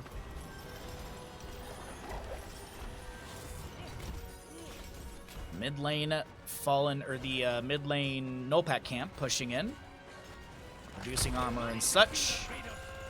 Alright, is this a game-winning push for the Horde? They have had a pretty one-sided game. We have 20s on the right. It's going to be the Seraphim, Big Red Button, Respect the Elderly, Hellgate for Diablo, and extra oomph on our Junkrat. Zeratul looks to blink. Wait, oh, I got juked. I thought he was just blinking further away, but no. He jumps back onto Nentori, and this is kind of an awkward spot for Cure right now. Diablo goes in for the Shadow Charge, can't land it. Hellgate right next. Zeratul jumps back, and he's gonna dip, dive, dodge around, and there's just a massive call to take down Cure Zeratul in bottom lane. And I don't know if they're going to be able to do it. He's dipping. He's dodging. He's going to blink back into the enemies. The Shadow Charge smooshes the Protoss up against the wall. And we got Protoss paste for lunch.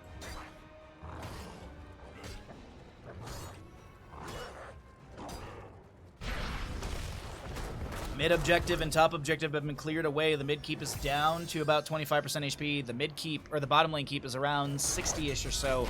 But I do believe this should be bottom lane keep going down. If a couple... Apocalypse from Diablo, but I think that's a zoning tool. No, he's going in. Corki looking to make an aggressive play here. The Stay a While and Listen will come through as well. The bottom lane keep does go down. There's a Wailing Arrow out from Sylvanas. The Riptire coming out from Junkrat. Ancient Blessings for the allies around, and there's going to be a Big Red Button for mid lane as well. No keep taken down just yet. They're looking to focus on a Murden. He's got some shielding from Brightwing, the Avatar. A couple ability shots going into mid lane keep periodically from Brandon right now, and they will be able to take down mid lane keep. Is this game winning, though? 4 seconds on Zeratul. No. Zeratul does have the Shadow Strike level 20. We got Bolt of the Storm, Sylvanas, 70-second cooldown, Blink heal upgrade with the Invisible Friends, as well as Burn Notice Blaze, and Muradin with the Hardened Shield for that 75 armor.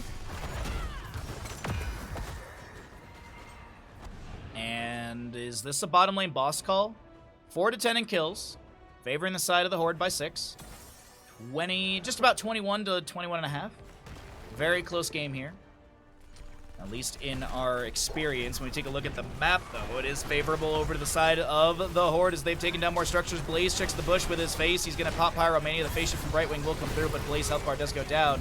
Stay a While and Listen does go out, and unfortunately, Zeratul can't find the big play that he was hoping for. Tyke is trying to avoid some of those potions like a Storm League player. Literally, there was like a potion to the left and the right of Brandon. He was like 25% HP, and I was like, please just walk into a potion. I played too much Decker Kane to just, ugh. With the Quadra kill, yeah, I absolutely agree. I definitely think this will be a GG here. I definitely think the Horde will be able to take this map through the bottom lane. Muradin. Let's see, will we find our first team kill of the game? First team kill of the day, actually, excuse me. Muradin is like 10% HP. He's dead.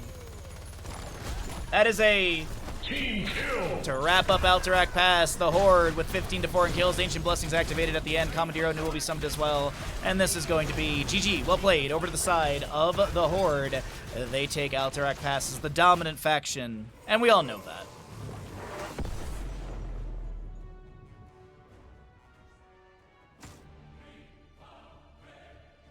Red equal bad.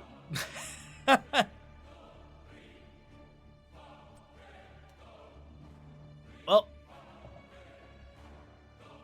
ladies and gentlemen, we're going to go ahead and get set up for another map. We've got tons of casting content for all of you amazing humans at home today. And so, before we get into our next game, as a reminder, if you've got Amazon Prime, you've got Prime Gaming. If you'd like to use your Prime Gaming here, it's much appreciated. We're 2 subs away from December Mario Kart. We are 12 subs away from the 700 goal that we are trying to hit. If we can hit that 700 goal, it'd be super duper appreciated before I go on vacation. Thank you, everyone, for hanging out. We're going to roll out a block of ads, and we're going to get going to our next game. But if you can support the stream, if you'd like to support the stream, if you love Bandit, be sure to subscribe and take a look at the gifted subs as they are still discounted. It looks like Twitch is continuing to have discounted multiple batches of subs over 5. So 5, 10, 15, 20, etc. Heroes. Welcome back, everybody, into the NA in-houses. My name's Bahamut. On the left-hand side, we will be having the members of the Alliance.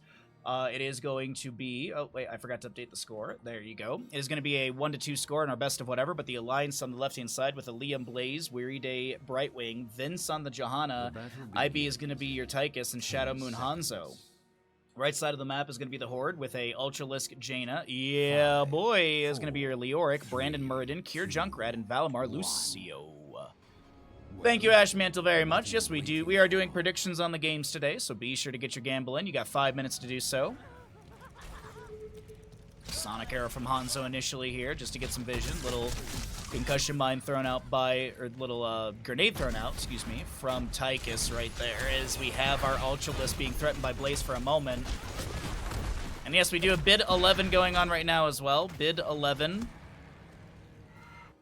A new bid up and available. Beautiful painting. If you click the link, you can see the images for it. Yeah, boy, in top lane. Activates the Wraith Walk. Gets slowed by the Oil Slick, but will not be taken down. No first blood for either side just yet. Scatter Arrow level 1 for our Hanzo with the simple geometry. We got the Hyper Shift. Osin's Renewal. Muradin with the Dwarf Block level 1. Jaina with the Fingers of Frost. I'm sorry, did someone put 50k on the Horde? Jesus. Got a big spender in chat. You'll love to see it. Right side, we'll see right and left side camps to be traded. No poke from either team yet. Looks like they'll just be traded on either side.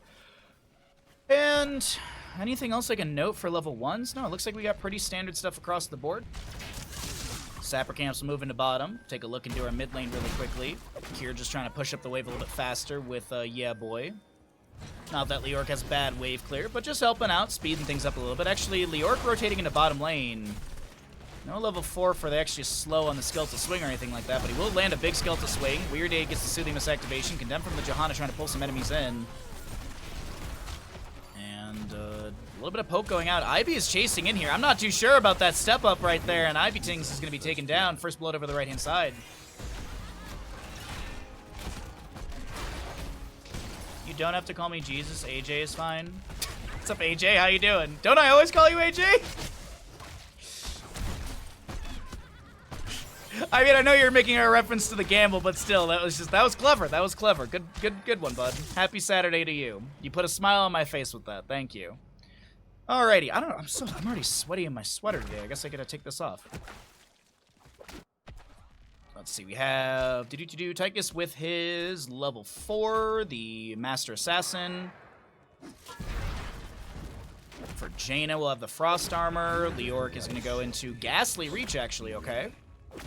IB is in the bush on the left-hand side. Phase Shift from Brightwing coming through just as the camp is going to finish up the minigun activation. The Polymorph as well. Yeah, boy does have to back away. The grenade pushing him further out as he doesn't land the Drain Hopin. The Orc gets chunked heavily there. Does he have well? He does. So no big deal on that one. He should be... So he'll lose this... Obviously, he lost the camp. The camp should go into the tower. I don't know about that step up right there. That was a really risky moment as that Tychus dashes forward, but no grenade available. Grenade, I think, just came off a cooldown. Meanwhile, bottom lane, Kier going for the channel. Right side, Brandon trying to get this channel over here as well in Brightwing. It looks like it's going to be an 8-4 split, favoring the side of the Horde.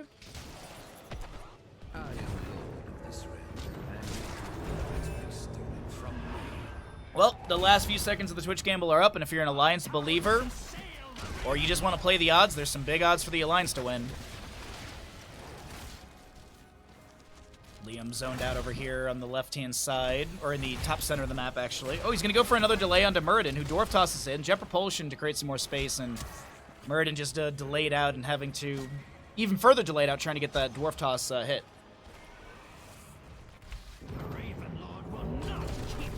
Liam with the Hearth out through mid. Tychus activates minigun, dashes to the left, trying to back away from Boy. The Stormbolt at max range does connect, but no follow-up into Tychus as we have our left and right camps going to be grabbed. A little bit faster on the right. Lucio's going to start rolling on over, but he won't be able to make it over here in time. Also, Brightwing probably had a polymorph waiting for Lucio if he did step up. And Pixie Dust onto Vince. Camps to be traded. And all of a sudden, the Alliance is 44,600. All right, well, we got some big ol' odds on this one. Thanks, chat. Thanks for having fun with me today. I appreciate it. Thank you, everyone, for hanging out, watching all these games. It's a lot of content you can be watching on Twitch, so thanks for choosing our channel. We do our best to provide you with the best content and casting, as well as suffering streams like yesterday. As Ultralisk does go down, Ultras will be suffering like I was in Liza P. I do like that we beat the final boss because I turned on the One Wing Angel music, though, yesterday. I found that very comical. The one attempt where I turn on One Wing Angel, we win. It's a good game. Just the latter half post-submarine section is just ugh. But either way, DLC sometime soon. We got horror games coming up. We will be starting Resident Evil 7 Zoe DLC tomorrow. We're gonna do some hot stuff, and then we'll do some spooky stuff to wrap up tomorrow. Maybe we'll do some marbles today, chat, actually. Maybe a bit of marbles today or tomorrow. Shield Glare out from the Johanna. Just waiting to see what's going to be happening here, as we do have our rotation from the mid into the objective phase in the center of the map. 10 talents here, almost here. We'll take a look at the other numbers in a moment. Let's just focus in on the objective phasing so we can see everything on our screen. Concussion Mine splits Hanzo for a moment. Junkrat with a few grenades thrown in. A Bless Shield from Johanna goes fishing, but no one found with that. She'll activate the Iron Skin, looking to back away. Blaze able to get the Jet Propulsion. Looks like the Drain Hope for a little bit right there. Fills up Boy to full. 10 talents here on both sides. Dragon's Arrow goes right past the enemies through this mid area. So Dragon's Arrow, Commodore and Bless Shield, Blink Heal and Bunker on the opposing side. Ring of Frost, Entomb, Avatar, Riptire, and High Five for the Lucio. There's the Odin being summoned on the left-hand side of our screen. Little Stormbolt from Muradin on to Johanna, if I'm not mistaken. Ultralisk trying to get a couple skill shots for the slow onto Ibtings here. There's going to be a Soothing Mist activation of Brightwing. Concussion Mine goes down the ground. This Tychus is not in a good position as the Lucio reverse amp is activated as well. Muradin trying to get some sort of CC. The Leoric Entomb does not connect. The Blink Kill from Brightwing allows her to back away. The Riptire finds two. Shadow Moon trying to use the natural agility. Meanwhile, Blaze was trying to sneak the channel, but Lucio comes in with the delay. Leoric here as well to help out. Jaina with some big potential burst to cool down Blaze's Jets. I thought I had something right there, but it's Muradin getting run down on the lower side of our screen. Vince looks to step in further. After getting a kill on the main tank, Jaina drops a Blizzard. A scatter from Hanzo gets a nice chunk onto Cure. Shadow Moon looking for a few more autos in. A nice scatter off the fort. Cure with 32 HP. Cure with 31 more HP than he needed.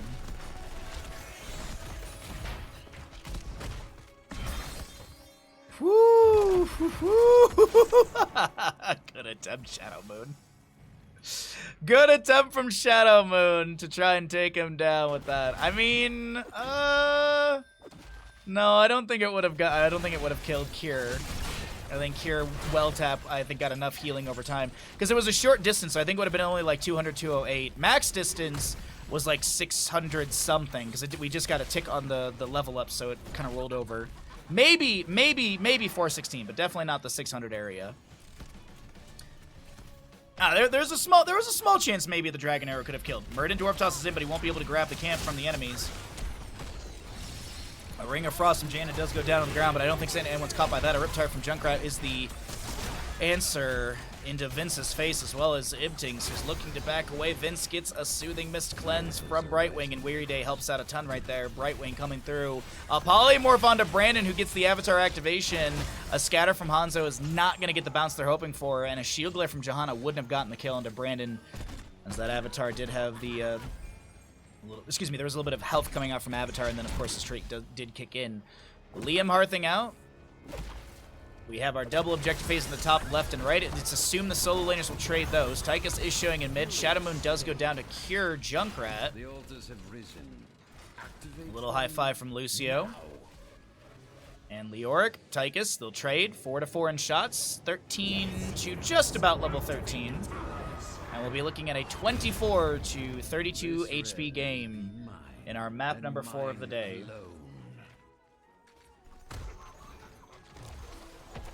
Stormbolt through the gate right there. It is no sledgehammer. I don't know this number, so I'm just going to do that. It is a 530 number. That is my area code. And it is the Tahoe area.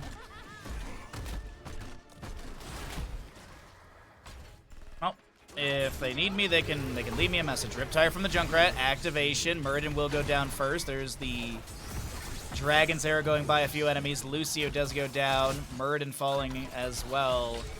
Concussion Mine splits Cure. That's also Jaina picked off. And man, oh man, the Alliance start rolling in through bottom lane, picking up the triple kill. They will get this bottom lane forward. The DPS from the bunker is pretty decent, but so is Tychus as well. No minion wave here, but I think they should be able to take this down.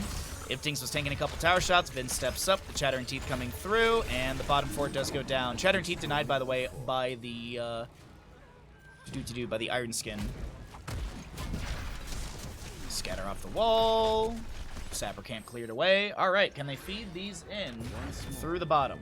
Rise from the depths.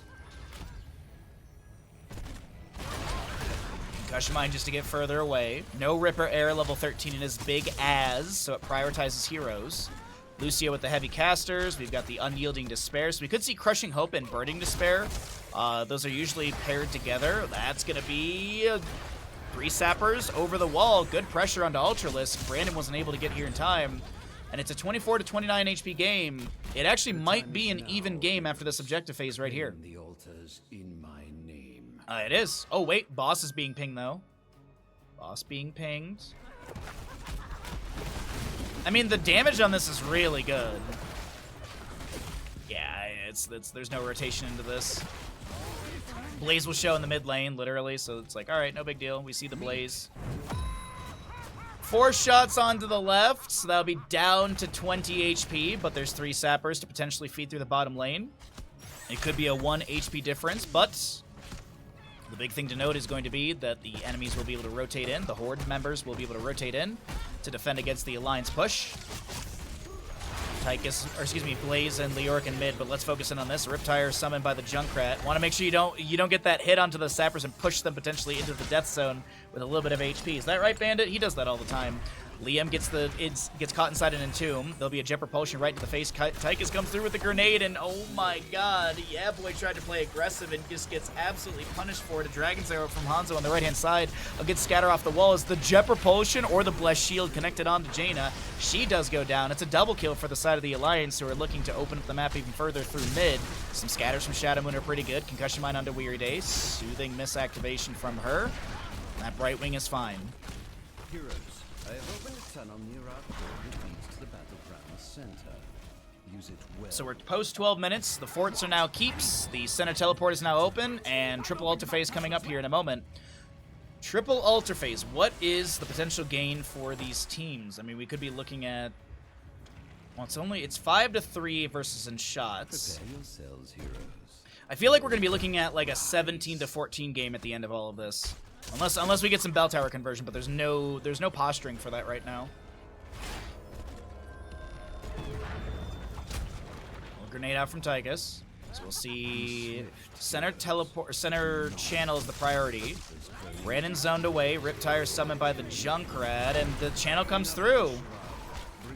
5 shots onto the right, 20 to 19. Blaze goes over to the right side. No way they get 15 shots in total. Leoric will get the delay here. Yeah, that makes sense. Yeah, that makes sense. I assume the solo lane locations will be traded. Blaze activates his Pyromania right there, getting a bit of shielding, trying to get out of here. Grenade out from Iptings, and Ultra's a little split, but Valamar's here. Brandon, Commandeer Odin summon. Gets a handful of armor. There's going to be Johanna stepping up as well with the Blessed Shield, the Dragon's Arrow. And Blaze with the Annihilation onto 2 enemies. Right side still hasn't been channeled. It could be a 15 shot. They can't go boss. Sorry, I wasn't even looking at boss. My brain was like, oh my god, what if they get boss? That's like 19 shots in total. But nah. Anyways, All 15 shots go into the right. It is a 20-9 game. As the mid lane bell tower is being worked on right now in the Alliance. It's a 7-kill lead. It's a level lead as well, and then some. Bottom lane bell tower being worked on. Mid lane gets converted over to the side of the Alliance, and 7,358 advanced ice block stacks out of the 12,000 for the Jaina, so she's still got some ways to go on that. Bottom lane bell tower will be left on a sliver, and I actually like this call quite a bit. Step up and throw one Blizzard just before the objective phase, because if you grab this now and the enemy team has 20, they'll just get it back before the objective phase. So actually, this is brilliant to leave it on a sliver. Jaina can throw a Blizzard from afar, that'll convert it, and then you'll have it back for the objective phase, which is coming up pretty soon here. Going to be a center and bottom location as Brightwing looks to push up this Sapper Camp. Single Sapper Camp? Yeah, single Sapper Camp through bottom. A minute 11 on the one on the left side of our screen. Jaina did go into the Numbing Blast for the 1-second root. Jaina working on mid lane fort right now. She should get that back with the minion wave on it. An Avatar activation. Some sappers go over the wall. It looks like only 2 make it over. 3 make it over, actually. I just saw another one go over. Blaze summons the bunker. Liam's so very low. And it looks like Weary Day will be able to save Blaze still. Cure, no! Cure goes down to Tychus. A double objective phase coming up, and so they'll get mid. They should get bottom. This, in theory, should only be 4 shots in. Because they should trade, but as I say that, I'm taking stock. It's not level 20. Cure dead for the next 40 seconds. Here's the Odin. This could be just game-winning channel time. Big red button coming down from Ibtings. Brandon low on the right side of our screen trying to back away. Dwarf tosses out. The Entomb from Leoric is not going to find much. The Scatter does find a ton right there, and Shadow Moon does take down said Leoric. We've got Shadow Moon almost caught by the Ring of Frost. He's got 120-something HP. Gets a little blink heal from Brightwing, and Muradin does go down. It's a lone Jaina to try and get out of here. No! She actually gets taken down by Blaze. It's going to be a... And that is the end of map number 4. The Horde will be able to take this at a 20-0. What's up, Kill? Good to see you, bud. GG, well played. The Horde with a 14-2 game in kills, 20-0. Nicely done.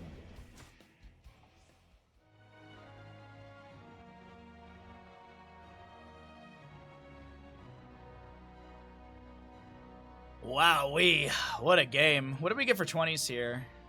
Nothing crazy, okay. There was one game in the Murky Cup that we had where it was like a guaranteed win for the team, and they just rolled into 20. So the URL player took Bubble Hearth, and so now Bubble Hearth has a 100% win rate in one tournament. Bubble Hearth has a 100% win rate in one of the tournaments because someone took it as like a meme right at the end. All right, chat, you know the deal. We are, oh no, we're now 3 subs away. So this is why I'm hounding on it, because the longer we wait, the more subs we will be further away from, because subs do fall off throughout the days. We are 3 subs away from December Mario Kart. If you're feeling generous, we are 13 subs away from the 700 goal. We are so very close, chat. If you would like to push up for that, it is much appreciated, so we can continue to bring you amazing Heroes of Storm casting, commentary, and we can bring you some great streams. But if you cannot support the stream, it's understandable.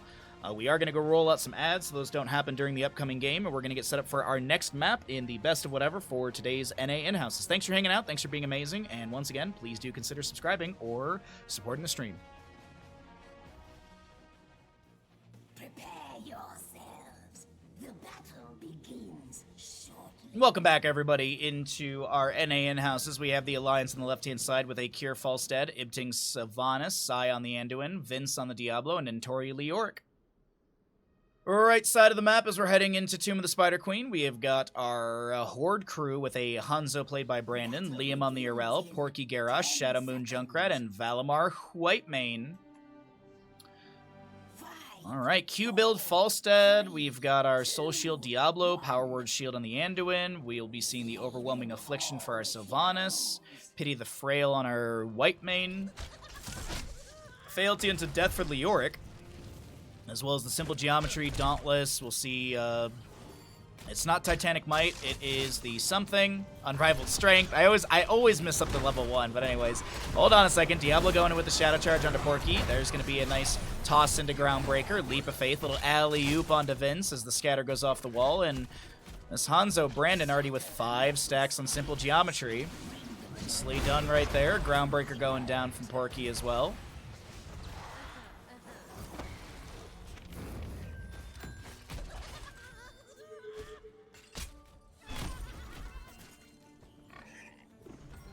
Another 48,000 for the Horde this time.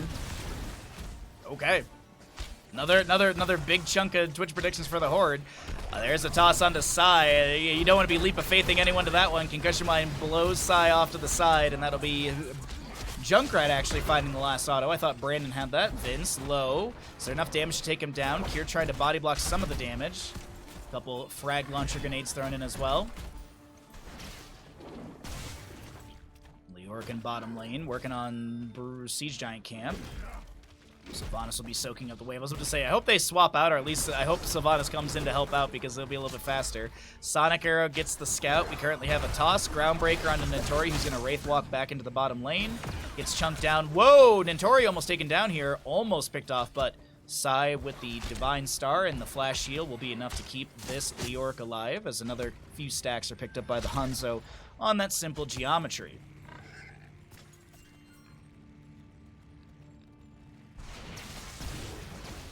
Wave clear out from Falstad, some scatters off the wall. Avenging Wrath, Righteous Hammer in from Urel. As we just take a look here, there we go. Another Divine Star out from this Anduin. There's a toss over the wall. Huh. I guess Porky threw Leoric to safety? That was weird. Maybe he was trying to like throw Diablo out of position so they could step up. That just looked really weird there for a second. Shadow Moon's currently working on the camp on the right-hand side. Looks like Hanzo will go help that out. We have Cure with only 5 stacks. He actually went into Lightning Static Shield level 4. We don't see this very often, but I think it's a nice little safety since so many of the enemies kind of want to jump into your face, so you can just kind of pop that W on Garrosh or Urel, and you're able to get a little bit of shielding as well. Actually, no, I mean, because if you think about it, like, there's so much CC that, like, Cure will probably not be able to get too many autos in. Barrel Roll could be a good disengage mobility tool with the updraft, but we'll see how this works out. This W for Falstad at level 4. A leap of faith, but there's a Groundbreaker from Porky. A Shadow Charge from Diablo into Liam as he tries to back away. A Fire Stomp through the wave, but nothing else to be found. A little bit of damage onto some of the enemy health bars. As Urel comes through with the Righteous Hammer, trying to take down the fort front gate here. Looks like, Leoric's trying to take down the fort front gate. Looks like a bit of damage comes through. Garrosh once again stepping up in mid lane. Does have the Indomitable level 4. Might have been used recently as he was stepping up. We currently have 420 to 48,000, excuse me. If you are looking to maybe get some channel points on the channel, Twitch prediction will close in a moment. As always, thank you, Ash Manta, for the gamble. Always on point, bud. Thank you, thank you. Steel Trap thrown into the bush. We currently have Vince caught by that. We also have the Soul Shield activation. Hanzo Scatter level 1 is done. Ally toss on the Shadow Moon. Sustained damage from Junkrat is pretty good, and that'll be Diablo going down. No souls for him to buy back in. That's going to be 10, 13 or so gems. Drop down on the ground as Cure looks to barrel roll away, and the Q from Brandon is good. Taking down his old Germany teammate. Nicely done from our Hanzo.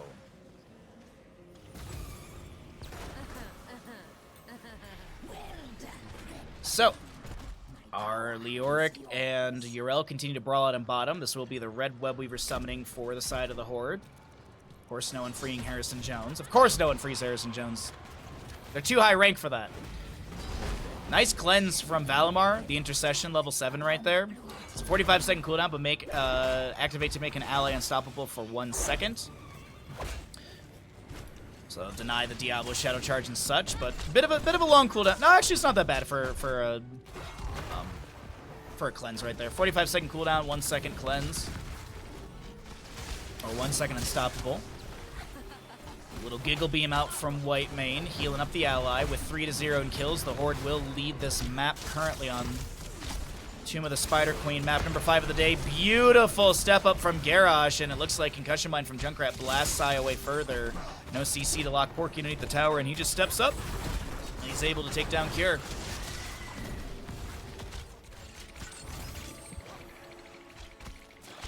So mid fort will take down the mid Web Weaver, bottom lane pushing up a little bit more. And Tori lands the Drain Hope onto Liam. who goes right back in with the Avenging Wrath. I think Liam was anticipating having Ardent Defender maybe during that, and he was gonna like pop it and sustain, but either way, it doesn't matter. We currently have our 10s here on the right-hand side. Dragon's Era, Warlord's Challenge, Ardent Defender, Riptire, and the Scarlet Aegis. Sorry, I kept wanting to say Divine Reckoning, and that's not right. For those of you who don't know, because we don't see a ton of white mains, Scarlet Aegis bolster the spirits of nearby ally heroes, healing them for 444 scaling health, granting them 40 armor for 4 seconds. A lot of 4s there. A lot of 4s there. Divine Reckoning, the other one, by the way, if you don't know, it basically gives back mana and deals damage. So this is Scarlet Aegis with a little bit of healing and sustainability in the fight with that. That 40 armor, honestly, can be deceptively strong. There's definitely been some white main games that I've casted where they activate Scarlet Aegis and then the enemy team starts dying, and then like you're like, wait a minute, I thought the enemy team was getting these kills, but Scarlet Aegis, like that 40 armor and that like 444 HP is not a ton, but it's still, I mean, it's a nice little jump to sustain the fight. The 40 armor to deny 40% of the damage, yeah. It's definitely a heroic if used right, can really turn the tables of a fight. And the blue web weavers will be descending for the side of the Alliance. It is going to be 10 talents here on the left-hand side. Gust, Mind Control, Light Bomb, Lightning Breath, and Entomb. Big groundbreaker from Porky to create some space as Junkrat throws back some grenades. No Taster Explosions level 4. It is going to be the Chattering Teeth, the Gotta Trap, or the Sticky Wicked, sorry. Gotta Trap them all is at level 13. So we'll have the Chattering Teeth and the Silence as well from Sticky Wicket. Blue Web Weavers have descended. Sylvanas looking to push up top. A few enemies or allies in mid. We've got Falstad, Leoric, and bottom. Looks like Falstad's heading over to mid lane. He's got 21 stacks currently. Wants to get to that 30 mark for the extra scaling on that hammering, because once you hit the 30 stacks, you get an additional 15%, so you're actually at 30% at that moment. Hanzo does have the explosive arrow level 4 for some safe wave clear from afar. Don't want to get dove onto by Vince's Diablo. There's going to be a toss onto the Anduin, the Warlord's Challenge. Porky a little bit low here. He'll be stunned by the Light Bomb. The activation of a... Oh my god, the activation of the Lightning Breath cooking up some enemies as well. Sorry, I blanked on the name there for a second. Sai does go down from Urel. A few gems dropped as well, but it doesn't look like Vince can pick up many of them. He'll be thrown out of position by Garrosh. Vince gets a Fire Stomp. Looks like Junkrat's taken down in bottom lane from Falstad and Leoric. They want to take down Vince, and they will. His souls are expended. 13 gems lost right there. Can Ibtings pick up those gems? It doesn't look like the Sylvanas will be able to do so. She does step up into Brandon, getting a couple autos, but doesn't seem like it will really phase this Hanzo player too much. But as I mentioned, Cure and Leoric and bottom were able to get the kill onto Junkrat. The Web Weavers will descend here in a moment. Brandon gonna hearth out for full mana and health, and he'll be able to join into Junkrat in the rotation back into lane.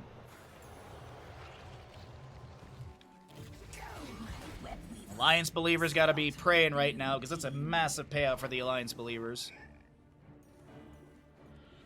As I say that, though, it's 1 to 6 in kills. It is a bit of a rough show for the side of the Alliance in map number 5 of the day. But 13-16 is kind of a big moment for this squad as well. I'm assuming Falstad's going to go into trait 13-16, so he'll be able to throw out tons of hammerings. Does have 31 stacks already, so like the scaling is pretty good for the side of the Alliance. They just got to kind of get there. Leoric will go into Spectral Leech levels 13. Oh, wait, hold on. Diablo thrown out of position by Porky. The Warlord's Challenge onto Anduin, trying to create a little bit more space. Falstad flies in. The Gust onto the enemies. The Lightning Breath. There's a Scarlet Aegis as well. The Riptire from Junkrat. And that is just a deletion onto Anduin. I thought he still had a third of his health bar. Oh no, the Subjugation, level 13. That's going to be the Horde with a few more kills. And I am very curious. The Anduin, he just got popped right there. It was honestly just a Hanzo basic attack after the Riptire. Riptire got a ton of damage right there, and it's looking like we're going to be seeing Boss, but no Webweaver addition, as it's only 41 gems picked up, so still 19 gems to go for a turn-in of the 60. 49 of 55 picked up in the pockets of the Alliance, and actually they just picked up the other 5 off the way from Vince. So the Alliance with all of the gems they need for a turn-in, but everyone's got a turn-in here. At least, well, Sylvanas, Diablo, and Leoric are the ones that got a turn-in. And as I mentioned, that boss will be picked up. It is a significant level lead. 16 talents here, almost here on the right-hand side. 3/4 of a level to go on that one. And Boss should take down top lane fort, maybe get a couple autos onto the keep front gate, maybe.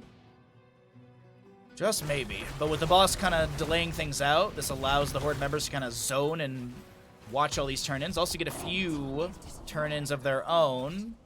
Leoric will get a nice 20 chunk turned in. Liam, not going to get hit with the Drain Hope. Little spray from Nintori as well, but Nintori starts backing away. Two of the captains in our upcoming Heroes or Captains Clash tournament. That'll be starting on October 26th and 27th for the Swiss phase. We'll also have, I think there's another Swiss phase day on the following November day, and then we start the playoffs immediately, like the day after, so. It's going to be nice to, like, I get to go on vacation, and when I come back from vacation, there's a Hots tournament that weekend. It's exciting stuff. Nintori gets just jumped on in bottom lane and taken down right there. The Avenging Wrath. Liam with 30 gems for the turn-in. Falstead in top lane only has 5, and yeah, everyone else is kind of zoned away. Garrosh steps out of the bush, gets the toss into the Groundbreaker. A Firestorm from Diablo. Warlord challenges the answer. There's a Light Bomb from Anduin as well. Another toss onto Vince just as the Light Bomb triggers the Mind Control into Porky as he'll be traded tank for tank. Riptire from Junkrat looking to take down the enemies. Great gust coming out from Cure right there. Pushes back Junkrat, so the channel on that Riptire will be canceled. But here come the Red Web Weavers for the right side as Iptings goes in with the Haunting Wave, the Entomb from Leoric, and the Will of Forsaken. They have to drop the Entomb a little bit early, I think, just so that the Sylvanas isn't caught out by that one. Cure able to get the barrel roll away. And Brandon and Liam trying to chase onto their old teammate here. Scatter off the wall. Falstead throws a Q back, and god dang, that scatter is going to take down Cure. Nicely done from Brandon. This will be a Concussion Mine splitting away that, yeah, 64 overkill. But man, that was a really good scatter. Nintori almost goes down the Sonic Arrow. Oh, would Sonic Arrow have killed? He had 181 in health, roughly. Yeah, if Sonic Arrow hit, that would have killed Leoric for sure. 322 on HP. It was like a pixel behind Leoric. Oh my god, that was so close. Man, Brandon on Hanzo is insane. I mean, I've seen him playing ranged assassins, but man, Brandon's ranged assassin play is extremely good. He in the past has played tank, but he's moved off that role because he does not want to play tanking competitive. Good cleanse out from Valimar. Diablo activates the Lightning Breath, a Chastise onto Porky, who's looking to get out of here. The Dragon's Arrow will create a little bit more space. Porky actually stepping back, and he's got 39 armor right now. Gets a couple heals with his W, but he will still be taken down. Full souls for Diablo. Junkrat trying to get away with the Concussion Mine. Falstad barrel rolls in. Beautiful Entomb! An absolutely insane Entomb! But that's still going to be Falstad going down, and no one inside the Entomb is going to be picked up. That's going to be Will of Forsaken from the Sylvanas activated. The Riptire's trying to chase onto her. Oh no! Nintori will be able to pick up all the gems that were dropped, and that's going to be a triple kill for the side of the Horde. They only lose their Garrosh, and man, oh man, it just seems like the Horde is nigh unkillable, or nigh unstoppable in this map number 5.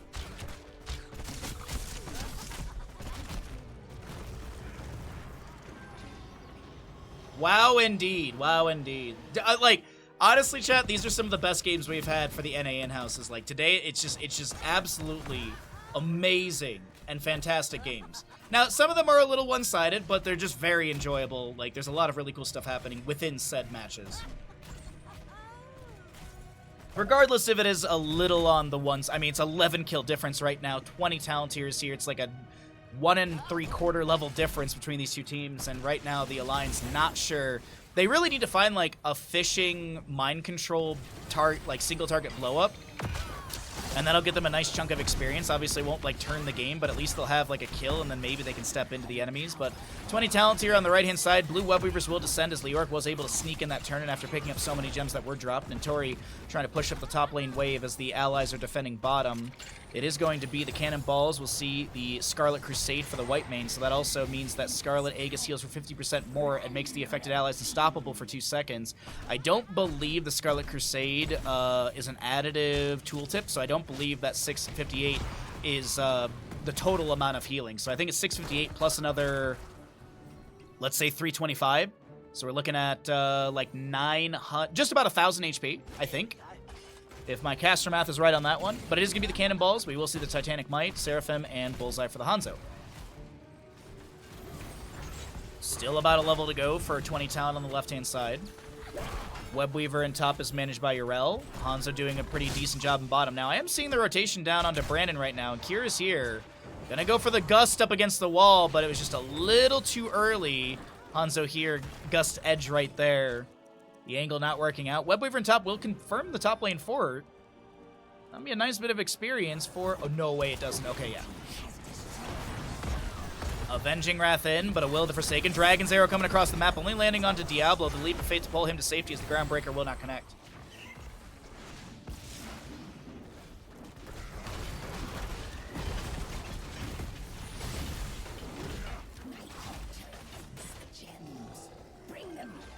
Sorry, I just a little sneeze fit right there. Got the mute button on time, I think. If I didn't, sorry, chat. Let's see what we got going on here. It is 20 talents here rolling on in on the left-hand side. We have the Call of the Dark Lady. That's a big upgrade for Sylvanas. We also see the Wind Tunnel as well, Censure, Diablo, Hellgate, and the Buried Alive.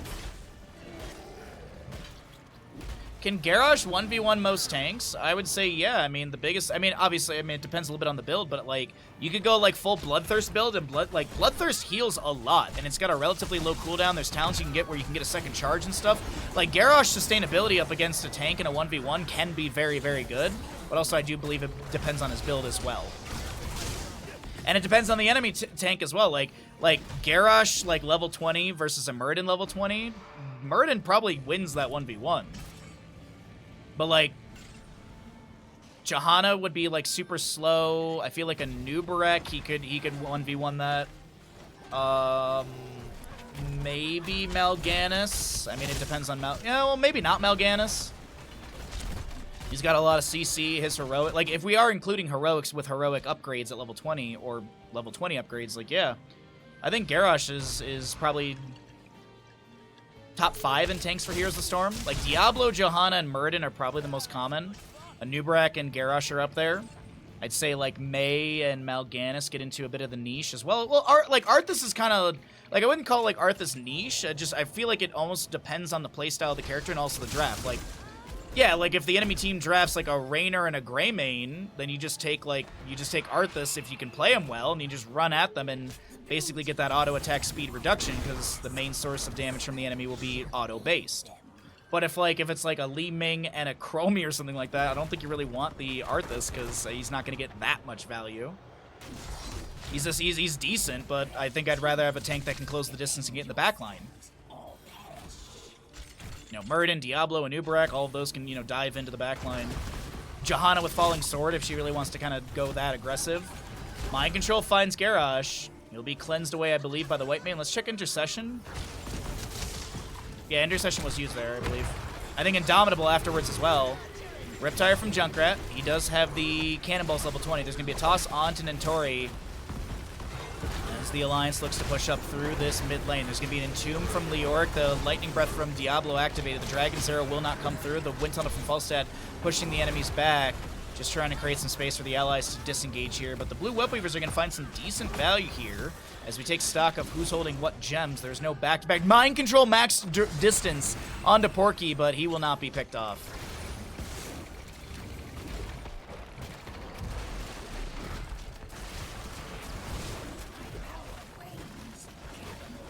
So our mid lane keep does go down, and the members of the Alliance starting to rally here. The 3 believers on the Alliance have to be sitting on the edge of their seat right there, honestly. Like, the Alliance just got the first keep of the game. They have the structure lead. Now, it's 21 of 65 for the tournament, and I was incorrect earlier. I apologize, chat. 51 of the 65 have already been turned in. Diablo goes in with the Shadow Charge, trying to find onto this Garrosh as he gets Mind Control, caught inside the Entomb with the Buried Alive. Goodbye, Garrosh. Scatter through the corridor. Liam looks to back away. Are they going to try and end here?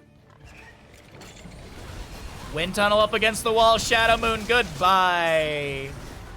Mind Control into our Urel. She'll get a cleanse, I believe, from the white main again. Yep, Intercession down. I think this could be a game-winning push here. Now that the Junkrat and Garrosh are dead, you don't have Chattering Teeth or Concussion Mines to displace people. Mind Control again will be summoned. It's a very low cooldown with that Call of the Dark Lady level 20. Natural Agility from Brandon getting over the wall. We currently have Yrel jumping in, looking for something as a huge Dragon Arrow will connect into a few enemies. A good scatter into Cure will chunk him, but the Anduin Desperate Prayer will be activated. Entomb goes fishing. No one found inside. No Prime Fishies in that one. Looks like Falstad with the wave push onto the top lane keep will confirm this. Boss, by the way, in top lane is 45 seconds away, so we're looking at 21 minute, 30 second in-game time for our boss spawn. 13 seconds on Junkrat. Leoric working on a camp over here. He's a little low, and it looks like, yeah, he's going to back away. He does leash the camp, but the allies are there, so it's actually, yeah. So he leashes the camp. They're going to have a little bit more work, but with the allies around, it's no big deal. Garrosh, does he check the bush with the Groundbreaker? No. So Bruiser Camp is grabbed. We have still the available turn-in for the right side, and they need 9 turn... Nope, that math is not right, Chris. They need 14 gems turned in. There we go. We can do that math. We can do it. Liam's got the turn-in here, and it will not be denied. So this is our Red Web Weavers descending. It is a... excuse me, it is an 8-kill difference in this game, favoring the side of the Horde.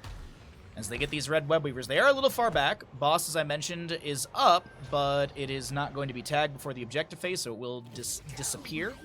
Bruiser Camp for mid. Falstad grabs Siege Camp for bottom. All right, so it looks like a very defendable objective phase from the side of the Alliance. Zoom out a little bit here, get a better idea of what things look. Actually, you know what? Let's take a look at some late game stats. Why not just have those pop up at the bottom of our screen during the siege? Could be a game-winning siege for the red team. Hold on, Vince gets the Hellgate away. Avenging Wrath in from Yrel. Dragon's Arrow onto 2. Diablo's the target. There's the Entomb from Leor catching the Garrosh inside with the Wind Tunnel activated by Cure. The Light Bomb goes out from Anduin. I don't think it found much of a stun there as the Diablo souls will be expended. He'll be back in 2 seconds into this engagement. A Hammering from Falstad thrown out to the enemy squad as the Webweaver through mid does move up. Avenging Wrath in from our Yrel, who did already pop the Seraphim. There's going to be a Mind Control. She did have the Ardent Defender activation as well. Diablo going in onto Brandon, and that will be Yrel going down. Diablo Lightning Breath cooking up a Hanzo, but it won't be enough. Leoric with a Wraithwalk needs just 1 auto, but a good heal from Valimar comes through, and Garrosh actually goes down to the Sylvanas. And as I said, it seems pretty defendable, and no keeps will be lost here. Junkrat, he's going to be a hard thing out on the low side of bot. Actually, no, he cancels that. Webweavers find minimal to no value, and as I mentioned, that boss, it's up and available. All right, Junkrat places a couple steel traps. Falstad is going to fly over to the boss. He might have been seen in the wave, but with Garrosh and Yrel dead for 30-some seconds, I think you have to give this away. And, oh, man, this is a rough go. 46 total gems for the side of the Alliance, 36 in the pocket, 10 out of the 65 turned in. So no boss plus Webweaver, but boss pushing up could be huge. Shadowbone keeps canceling Hearth. Maybe they were, like, pushing up a wave or something like that here. I'm not 100% sure. Wasn't watch. Oh wait, no. Wind Tunnel. Oh, Cure. Good. I mean, like, good attempt, Cure. By the way, if you don't know, Gus does have a slow on it. 40% slow, decaying over 4 seconds. So there's that. Like, I see the idea, Cure. I see the idea. Unfortunately, it didn't come to fruition for you. There's going to be a Leap of Faith on to Sed's Falstad. A Mind Control goes out from Sylvanas, but no one found with that one. 8 to 15 currently in kills. Leoric does go down to Hanzo on the top left, and so that'll be no Leoric to push in, but Boss is on core currently. The shielding is dropping. Cure takes this gigantic arrow to the face, but the boss is super healthy here. The Lightning Breath activated by the Diablo. He's trying to focus onto the core. That's going to be Sylvanas going down as well. The boss is so very low. The Hellgate from Diablo, and I can't believe it. The Alliance turns the map around, and they will be victorious here on Tomb of the Spider Queen. Oh, chat. The goal is further and further away from us. It saddens me. We are now 9 subs away from December Mario Kart. We were 1 sub away at the start of stream today. Now we're 9 subs away. We're 19 subs away from the 700 goal. If we can hit it, it'd be much appreciated as we continue to bring you some amazing casting content.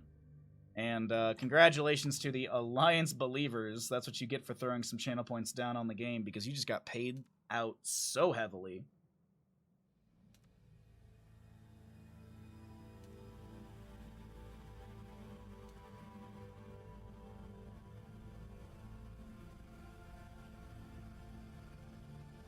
Alright, well, you know the dealio. If you've got Prime, be sure to use it here. If you'd like to support the stream, if you're enjoying the content, if you're enjoying the casting, be sure to support. Your support continues to bring you amazing games. That's the deal. You sub, I cast, and we keep the stream and the fun going. Otherwise, prepare yourselves for battle, heroes. welcome back, everybody, into the NA in-houses. Thanks for supporting your local stream. We have got a Alliance on the left-hand side with a Liam Blaze, Cure Medivh, Sai on the Rhaegar, Shadow Moon Vala, and Porky Diablo. Hypercarry Shadow Moon Vala, I see. Right side of the map is going to be our Horde composition. We have a Malfurion, Junkrat, Tychus. Oh, excuse me. Malfurion played by Valimar. Ibting's on the Junkrat. Ultralist Tychus. Vince on the Garrosh. And Tori will be your Yrel. Q-build Vala on this map. It's not crazy. Portal Mastery, of course. We have Feast on Fear Diablo. Adrenaline Stimpack for the Blaze. Rhaegar is considering what he wants for level 1. He might go into the Stormcaller. Nah, he's going to go Feral Heart. So Ghost Wolf movement speed bonus is increased to 40% for the first second, then falls to 30% entering or exiting Ghost Wolf form. Grants 15 armor for 1 second. Yeah, 1 second. Malfurion Emerald Dreams level 1 makes sense. We actually have Warbringer for Vince on the level 1 Groundbreaker, and that's 3 stacks of 15 out the gate. Almost getting that first reward of the 5. We also have Quarterback, the Blow 'em Up for Junkrat, Dauntless for Yrel. Thank you, Ashman. Another 50k on the Horde. Man, someone is just like, you know what? Horde's my faction. That's my jam. And to be honest, I do the exact same thing. I was watching some of the League of Legends Worlds this morning. I was like, oh, Team Liquid's playing. Well, I'll support Team Liquid. Hazuhabs is on that team. I put all my channel points on Team Liquid, and, well, I won't spoil it in case anyone doesn't want to know. Surely the Horde won't let you down a third time. Surely they won't. Surely they will not let you down a third time. I think you're very correct in that thought pattern. And like I'm not even mocking you. I have that exact same mentality. I'm just like, yeah, the Horde should win a game, right? It's been 2 Alliance games in a row. Statistically, right?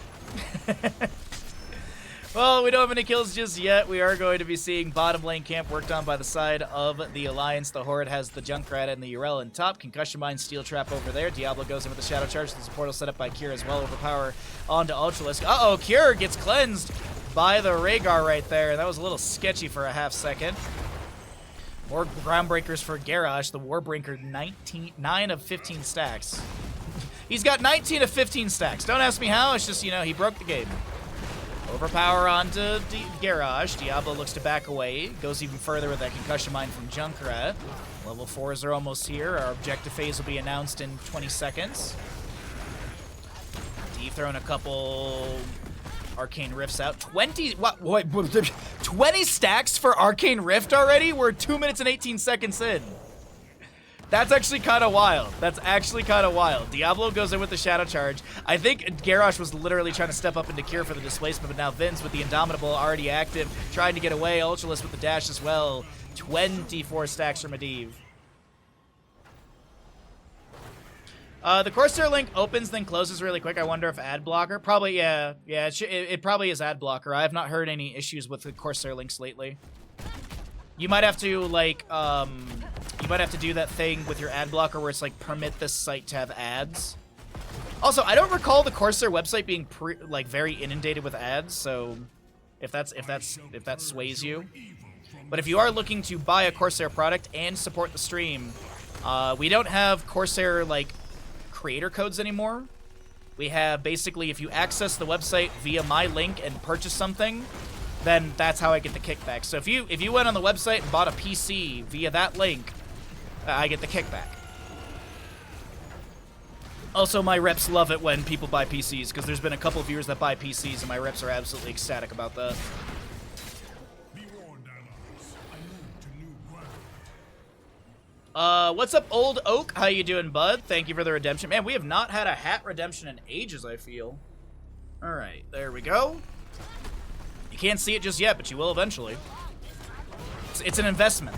Nice Righteous Hammer into the Immortal Stun. We currently have Tychus working on the right side. Immortal Blaze comes in to try and delay him out. No level 4 yet, so no nanomachine coating to slow down the Tychus auto attack speed, but I assume that will be happening at level 7. The portal set up by Medivh, but there's a root immediately from Malfurion. 30 stacks currently on Medivh as he's further displaced with a Concussion Mine. Tossed away by Garrosh. Cure taking so much that 33 stacks are going to go down the drain. 33 Arcane Rift stacks gone. So close to finishing, yet so far now. Blaze Jet Propulsion into Ultralisk. The Immortal phases are being worked on here, but it looks better and better for the left side as Shadow Moon continues to get those auto attacks hammered in. Speaking of hammer, that's going to be Blaze taken down by Junkrat explosive frag launcher grenades. I don't know. I thought I had something with a hammer on that one, too. Well, either way, 7 talents here on the right-hand side. We will be having... we have the Blow Them Up. So we have Boom Pow, in the Bog Down with the Blow Them Up. Actually, it makes a lot of sense. Hitting enemy here with Concussion Mine or Steel Trap causes Junkrat to deal 25% more damage with basic attacks and abilities for 6 seconds. If you hit enemy heroes with Concussion Mine, reduce the cooldown by 10 seconds, which I think the baseline is 16, isn't it? Yeah, baseline is 16. And then you also have the Bog Down for the slow, so you have more ability for sustained damage from that extra bonus damage that you're getting. And then I assume we'll see Ripper Air, so that way Junkrat has 2 different ways of getting cooldown reduction on his Concussion Mine. That's what I'd like to see. We'll see what he ends up going into, but I think there's some synergies with what's being built right now. Tychus build looking pretty normal, Malfurion, Garrosh as well. I had mentioned earlier that there's some pretty good Bloodthirst attacks, basic attacks, and Bloodthirst against heroes reduce their target spell power by 30%. So if you are looking at like a 1v1 tank matchup, like some of these talents for Garrosh can be humongous, depending on what kind of tank you're going into. Tychus dashes forward, throws the grenade, does have the melting point, but he won't be able to take down Pork. He just gets the delay on the Hearth. Saya is going to get a chain heal. The Garrosh Groundbreaker finds the heal of Diablo, but no one can step up further for that one. Purification level 7 for the Rhaegar, so you get a handful of other things, but the big thing to note is now the Purge cooldown is now a total of 45 seconds rather than 60. So 15-second reduction on that total. 10 talent here almost here, so of course, we cycle through the numbers. Righteous Hammer from Notori, but Vala's rotated in. She has 20 stacks on her Q at level 1 if you are curious. The camp will not be stolen away by Yrel. Meanwhile, in bottom lane, we do have the Impaler camp being worked on.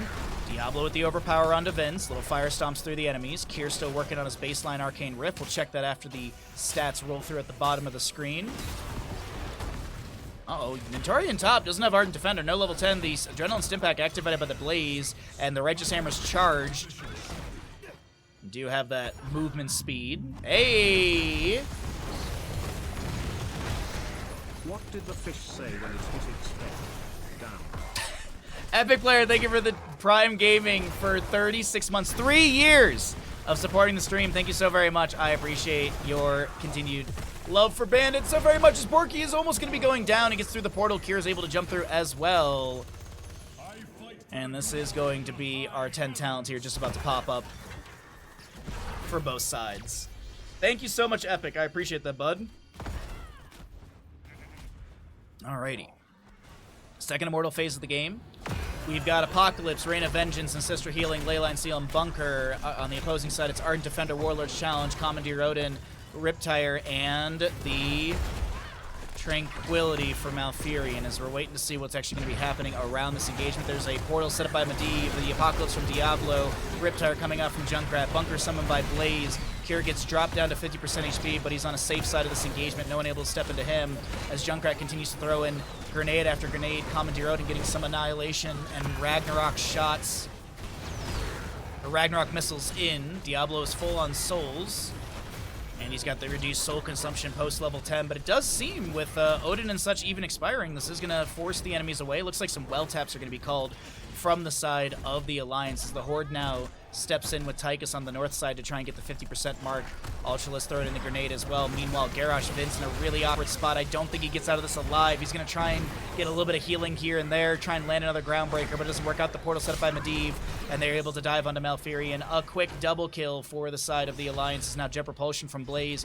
Does find the Junkrat. Concussion Mine saves Ibtings, and Force of Will denies any of those tower shots onto Liam, but he does take a couple of grenade hits.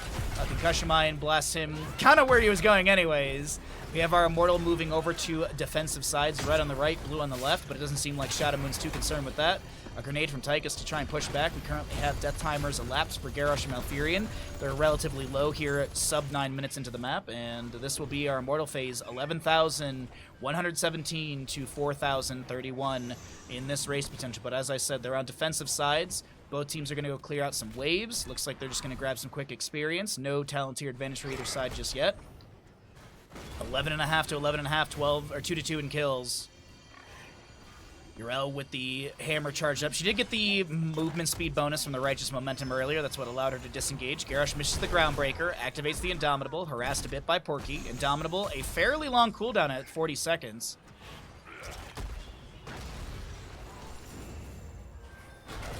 Odin has been summoned by our Tychus. Overpower Shadow Charge onto Garrosh's. The Annihilation and Ragnarok missiles once again are being thrown in. Porky.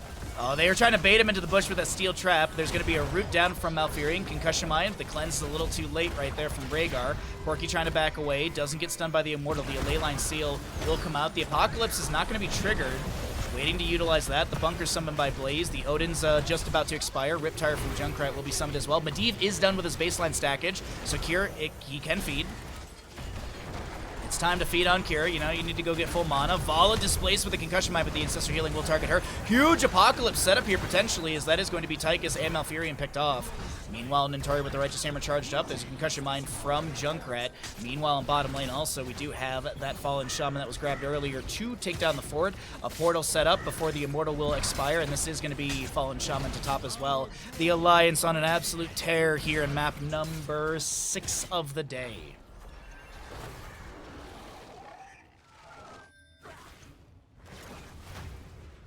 Alrighty. Oh, I gotta turn on my little tea heater. Don't want a cold cup of tea. No place where evil can hide from my gaze. So our Immortal pushes in through top lane. Diablo goes in with a Shadow Charge. Overpower onto Vince. Warlord's Challenge activation as well. There's a cleanse onto Diablo as they look to step in further. Concussion Mine thrown down on the ground, but yeah, this is... Oh, wait, hold on. Ultralisk is a little far out. Overpower into the Immortal spin.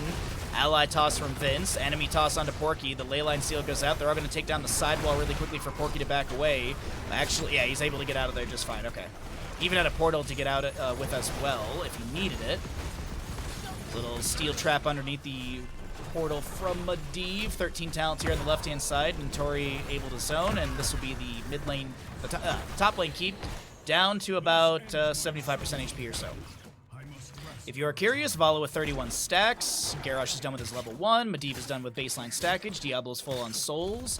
It's 13 to 13 in our levels. We do have the spray and pray for the Tychus activation. There's that Ripper Air for Junkrat, but here comes an Apocalypse from Diablo. They're focusing onto Ultralisk, who is going to be going down to Vala.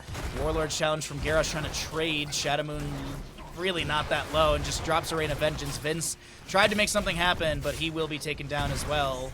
Medivh has a portal set up. And that allows Liam to back away. The minion wave is not arriving, but Porky's like, all right, I'll just take some tower shots. It's all right. We got decent damage with the Vala. Bunker will be summoned by Blaze. The DPS out from that is decent. A few allies jumping in and out of that. We'll have the keep in top lane going down. And this is looking all Alliance for map number 6 of the day,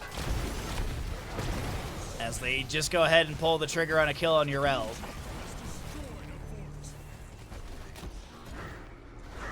Well, to the Horde believers, I am so very sorry. To the Alliance believers, it looks like things are going pretty well your way, my friends. But you know what? I would say it's early, but it's 7 to 2 in kills. It is a 2-level difference, just about level 16 to just about level 14. It is a rough go right now for the side of the Horde. They need some miracle moments. They need some absolutely amazing just ganks, grabs, or kills.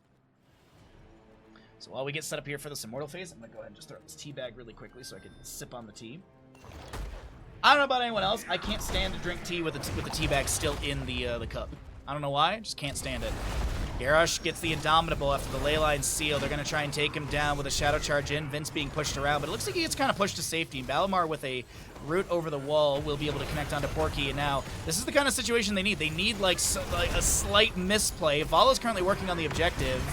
We have Junkrat rotating in, so it is an offset fight favoring the side of the Horde, but they're just down this talent tier. They're down this 16. Concussion Mine and Liam splits him from the team. He gets back inside the bunker. The ally toss onto Ultralist to safety, who will tap the well on the right side of our screen. The Leyline Seal from Medivh comes out as well. He does have Temporal Flux level 16. As the Rain of Vengeance comes out, Yrel eats a bit of that damage. The first half of the Immortal does go over to the side of the Alliance, as Vala was currently working on that with her 36 stacks, and she also does have the Monster Hunter level 7, repeating arrow reset at level 4. They're going to try and chase onto Vala here. Overkill activation. And the Spray and Pray does have a movement speed debuff to the enemies. Jet Propulsion from Blaze comes in. That's going to be everything's so very low. Medivh will be able to come through. It's actually Vala with the kill at the end. Ultralist trying to trade with the Ancestral Healing, denies that. And this will be Tychus picked off as well. Meanwhile, Medivh on the left-hand side will throw down a Leyline Seal. Bird up, and he's on out of there. He's actually going to drop back down and say, you know what, I can help out my team get this triple kill, and they absolutely will be able to do so. An attempt coming out from the side of the Horde, but it looks like it is not going to go their way.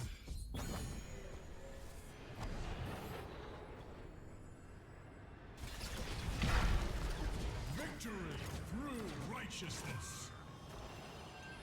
My golly gee, this is going to be a thick Immortal. Big, hefty, thick Immortal coming in through bottom lane. A Larian to take down the remaining structure. If you are curious, because I'm sure some of you may be, on the stats, we have 22,000 points of health, 21,000 points of shielding, so 43,000 points total, 1,604 damage into structures. This Alarian is going to be chunking 15 minutes in. Yrel goes in. They don't have 16 yet. There's an ally toss from Garrosh to save Nintori. Apocalypse with the Leyline Seal. Little mistiming on that one, I do believe. Porky goes in with the Shadow Charge Overpower, looking for another Shadow Charge onto Ibtings, and we'll find it. Rhaegar Earth Grasp Totem, level 16, did lock him in place. The Shadow Charge into Vince at max range, the Warlord's Challenge, and Garrosh does go down. This is going to be Yrel falling as well. We currently have a Shadow Charge into Tychus, smashing into the wall. Ultralist goes down. It's a lone Malfurion to defend. The Immortal is still with 50% shielding about. And it looks like the Alliance will take another map in today's Best of Whatever. GG. Well played. I never knew that the Diablo winning thing was a bunch of roses. I've never seen that before. Huh. Interesting. Interesting. Oh, I'm sorry, Horde believers. I'm so sorry, Horde believers. It looks like the Alliance takes another game. Thank you, Ash Mantle. We'll save that for some downtime in Stormgate.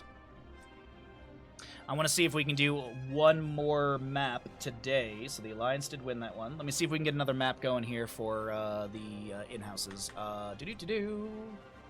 Thank you again, Epic, for the Prime Gaming. Thank you, Softbert, for the Tier 1 for 48 months. Thank you, Nancy, for the 42 months. And, oh, what happened? Oh, my sub-goal tracker disappeared. It's just gone. What? Where's my sub-goal tracker? Is Stream Elements dead? How are we gonna know how many subs we have? How are we gonna know how many subs we have, chat? This is awkward. We're just gonna have to assume that we're 100 subs away, so just kidding. Alrighty, let's see this one really quickly. See if we can get you all one more game, because we're going to be doing Stormgate casting in roughly 30 minutes. See if we can maybe eke out another game. By the way, thank you, Old Oak, for the hat redemption. Much appreciate it. Much appreciate the hat redemption. Cheers to all of you. Thanks for hanging out, everyone. Why did my browser source die? Why on earth is our sub goal? Like, where did it go? It just disappeared. Is Stream Elements down today or something? Oh, the Stream Elements website is not loading. Is Stream Elements down?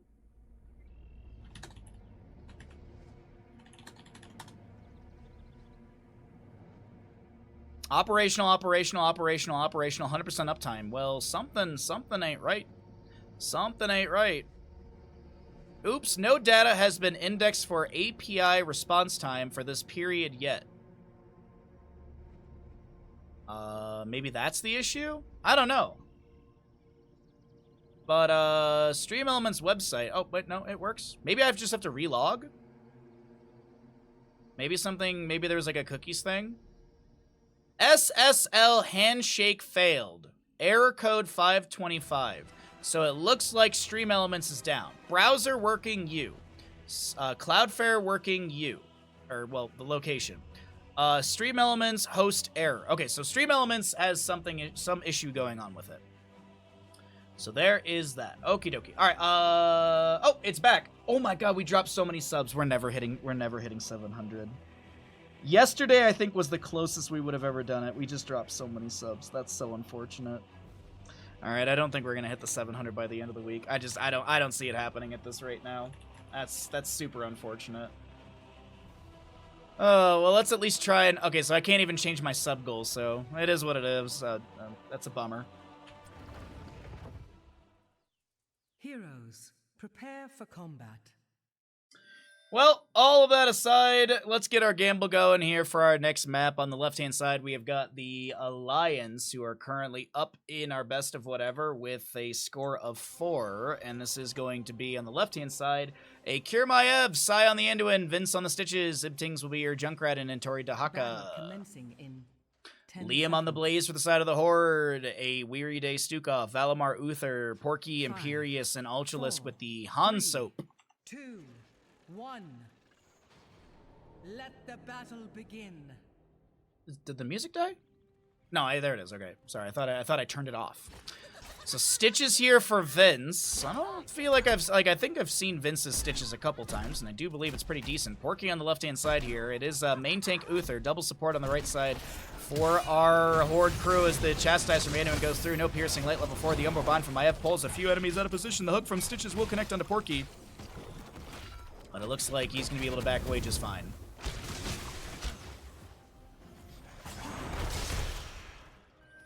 Spirit of Vengeance from Maiev.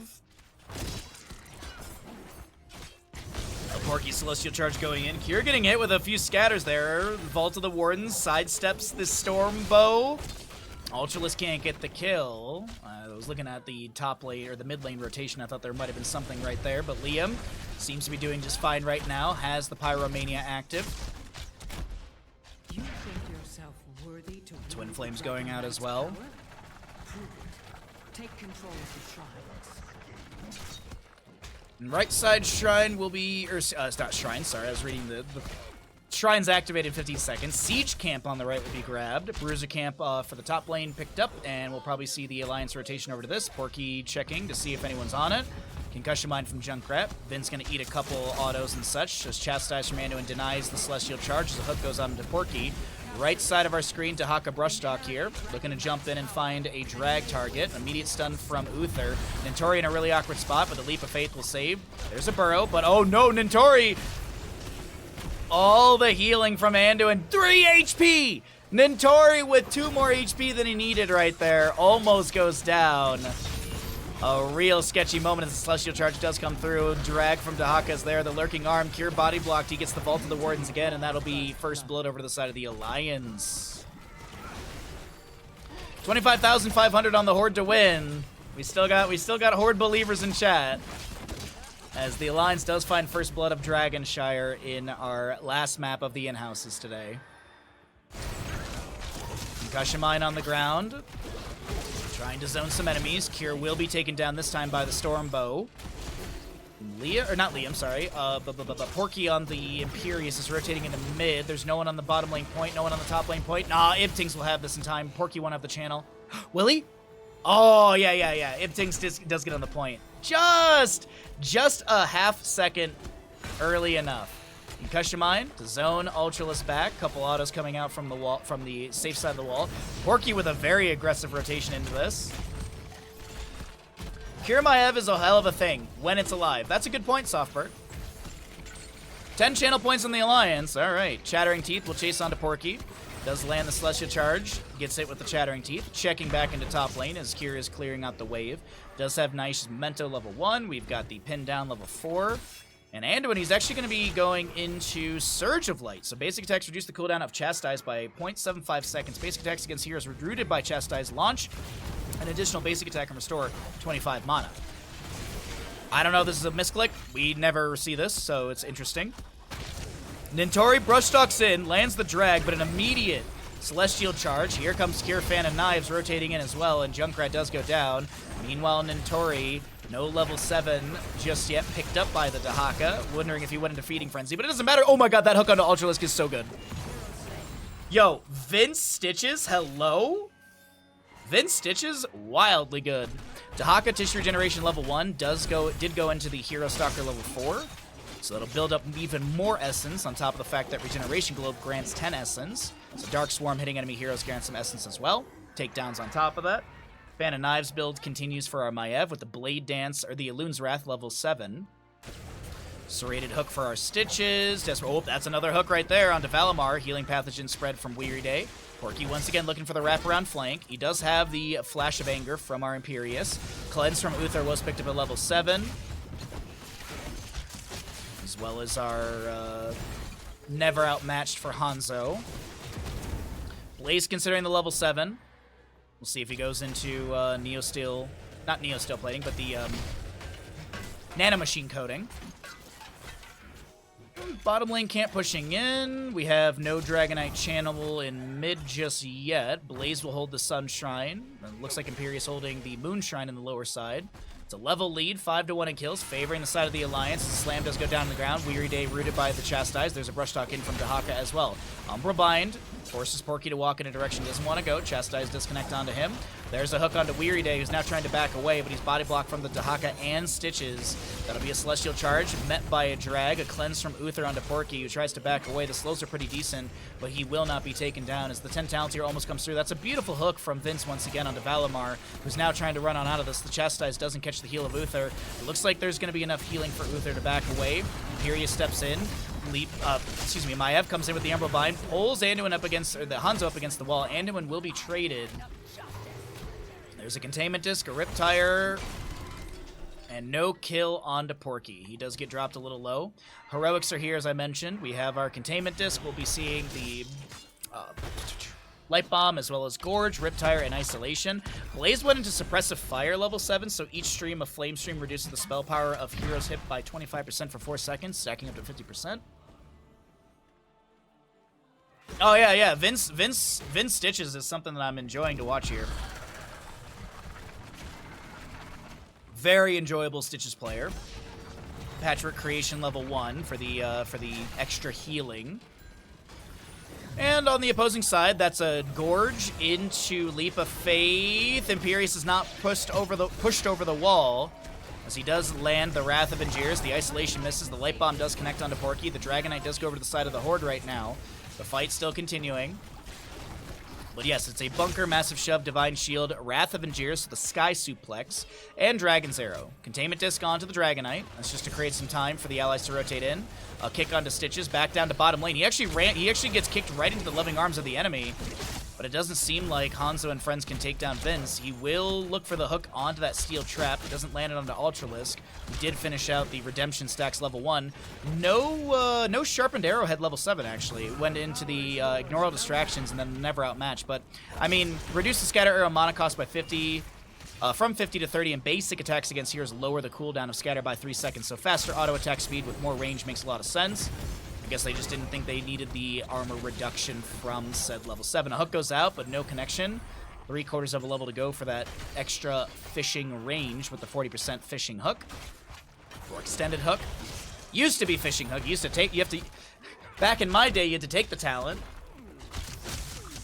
Yo, Kaima, what's up, bud? I have strived. What have you strived for? Have you strived for trying to hit 700 subs on the channel?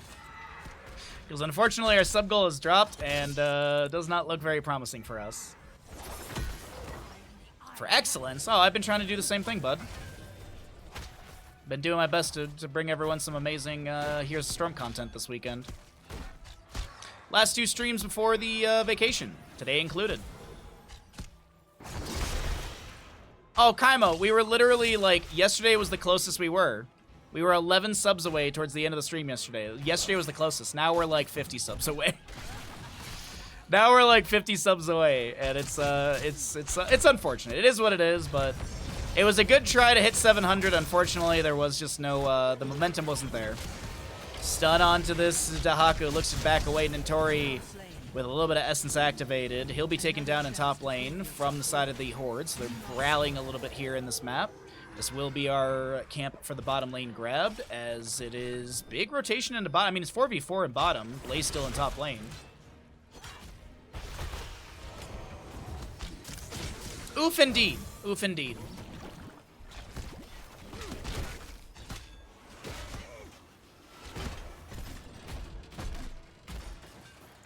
I mean, also, not a lot of people really cared for Liza P Randomizer. Like, looking back at all the stats for it, not that many people cared about Liza P Randomizer, which is a bit of a bummer, because that game is fantastic. Hook, Gorge, Leap of Faith, Light Bomb. Porky actually, I'm not sure if he actually got hit with the Light Bomb right there. It might have been a little too early. Divine Shield from Uther is applied. Riptire does go out. Anduin gets the hit. This will be a containment disc onto Uther. He's taken down as well. Get a new chat. You know what? You know what? Maybe while I'm on vacation, I'll buy a new chat.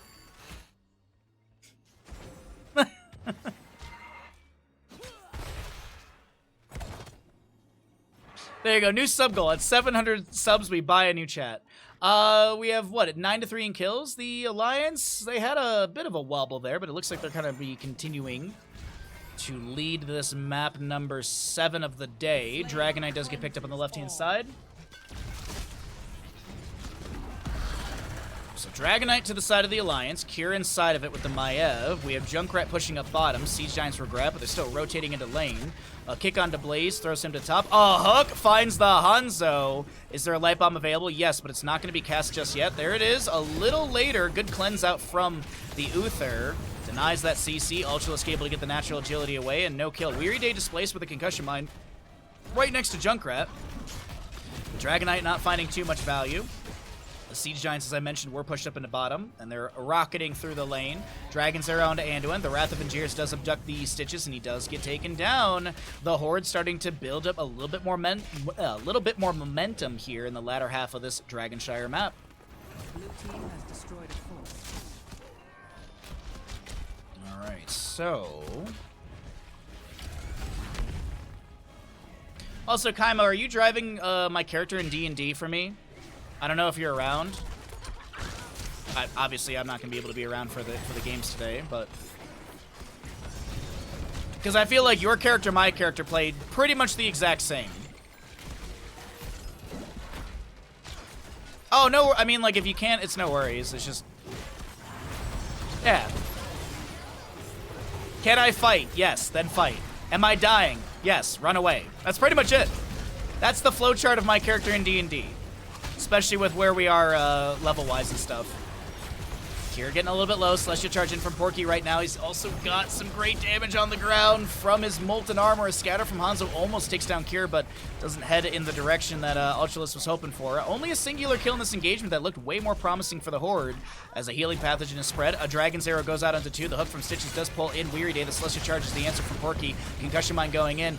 No fort taken down just yet as Liam's diving in deep into the backline. A Gorge onto him as he gets pushed onto the far side of the keep front gate. Does he have a bunker to summon? Not for another 30 seconds. Looks for the Jet Propulsion trying to trade, but Cure is able to dip dive and dodge around, and that'll be a double kill onto the side of the Horde, who only find the Anduin kill. They do take down the fort, though, so consolation prize, I guess you could say.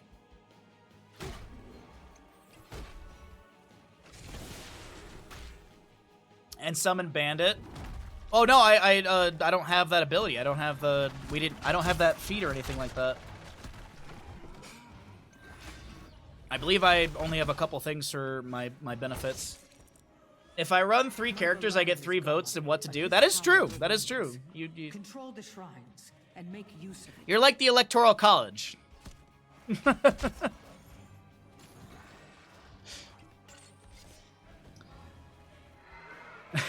Sorry, that actually is a perfect summation of it. There you go. So 20s will be here soon. We've got a 6-kill difference favoring the side of the Alliance. Right now, we have Maiev currently working on the camp for bottom. The Dragon Knight's power. Anduin helping out with that one. It is nice Memento level 1, so it is that you have that bounce. I don't know if it's actually active or not right now. I think it is, but either way, it doesn't matter. Top lane Sunshine held by the side of the Horde. Moonshine on the lower side still neutral as that camp is being pushed in. And the Alliance looking to get some Red team has significant siege into the bottom lane keep front gate. Top lane fort does go down, so the Horde finding something here. They're going to go ahead and recall everybody. Porky showing next to the minion wave will be able to recall before Dahaka lands the isolation. 60-second cooldown, but good attempt from Dahaka right there. Chattering Teeth will zone Liam. He's going to throw down the Oil Slick, eat the Chattering Teeth. There's going to be a Spirit of Vengeance from Maiev. Just taking down the sidewall. That does provide vision and also just, you know, would block any sort of random hooks from Stitches if he goes fishing for enemies. Me and Stark play D&D while Lar, Torm, and Thunder are also there. Some days I feel like I'm also on that list as well. Some days I feel like I don't add much to the game, but it's still fun to hang out and play with friends. Celestial Charge into the Maiev. Solarian Flare thrown out as well. A hook goes out, looking for Liam, but no connection onto Blaze. And with the 20 talent here rolling through on the left-hand side, it does look like the Alliance will start to play even more aggressive. Spirit of Vengeance. We have the double vault for the Maiev right there, so she has the Vigorous Vaulter. Divine Shield onto the Stukov from Uther. 90-second cooldown. Weary Day still trying to back away. A hook goes out. The Dragon's Arrow onto Cure. The Containment Disc into Stukov. Riptire coming out from Junkrat. And I do believe, even though they have the Divine Shield, it is still going to be Stukov going down. The Alliance now pushing in through bottom lane. Is this a game-winning push? I don't know. I think this is going to be a keep for sure. And then maybe... Vince is playing to the aggressive side. They want to end. Hook, Gorge, Leap. Ultralisk split from the team. Gets a burst heal out from the Uther. Natural agility over the side of the wall, but Uther's still caught by that Light Bomb. Umbrabine pulls Uther back. Dahaka with the last little bit of damage, and it looks like there's still a Blaze Imperious Hanzo for this defense, but is it possible? Dahaka looks for the drag. Celestial Charge tried by Porky as well. Both of these skill shots miss. Containment Disc on the right side. Dahaka just working on the core right now. Misses the drag onto Liam. And that's it. So the keep does go down. No follow-up. We have Shadow Orb Huntress for the Maiev. We'll see the Master Hooker Stitches, Cannonball Junkrat, Dahaka with his Essence Claws. Right. I was thinking of the Primal Rage. Essence Claws, but I mean it's synergistic with the 1, 13, and 6 or 20, of course. And Censure for the Anduin. Cure gets the channel on the Dragonite. This is a 16-minute Dragonite. Is this a game-winning push, or do they just go and open up the map further?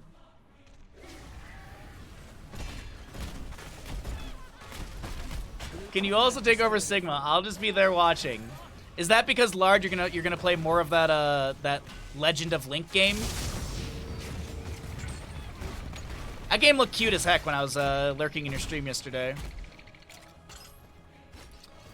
Well, 20 talent here does roll through. We do have our Incinerator Gauntlets. We'll see Impervious for the Imperious. Uther with his Redemption. Bullseye Hanzo and Massive Shove upgrade. When push comes to shove for Stukov, there's a Jet Propulsion into the Stitches. The Chastise goes out from the end with no connection. Hanzo kicked away. More poke out from Junkrat. The Chattering Teeth to zone. No big as level 13. It is going to be Gotta Trap Maul. So hook goes on into Porky. Right on top, Light Bomb, good timing. Dragon's Arrow's the answer. We still have Uther rotating back in. Bunker comes down from Blaze. Containment Disc on to this Imperious as he does, or the Blaze does go down. A hook onto Imperious. Looks like he's going to be saved by the Divine Shield use of the Wrath of Tears to get the distance as Maiev goes in. Assholes we got on this ship anyhow? Whoa! Knew it. I'm surrounded by assholes. Kel out of nowhere with 15 subs. What the heckin' butts. Thank you so very much. Oh my god. Thank you so much, Kel. Very generous of you. Thank you, bud. A hook onto this Stukov. He does go down. This is also going to be your Dahaka trying to continue to take down the core. Is it literally the exact same setup as like 3 minutes ago? as this will be Imperius picked off as well. It does look like the Alliance will take the final map of the day in this NA in-houses. GG, well played.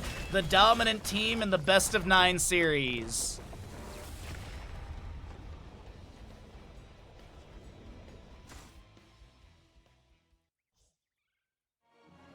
Wow, thank you once again, Kel. I have done nothing. You are an amazing human being, and I appreciate your support. Oh, you're just lurking? Okay. Oh, very nice Hanzo damage. Nicely done, Ultralisk. You may have lost, but you had nice damage.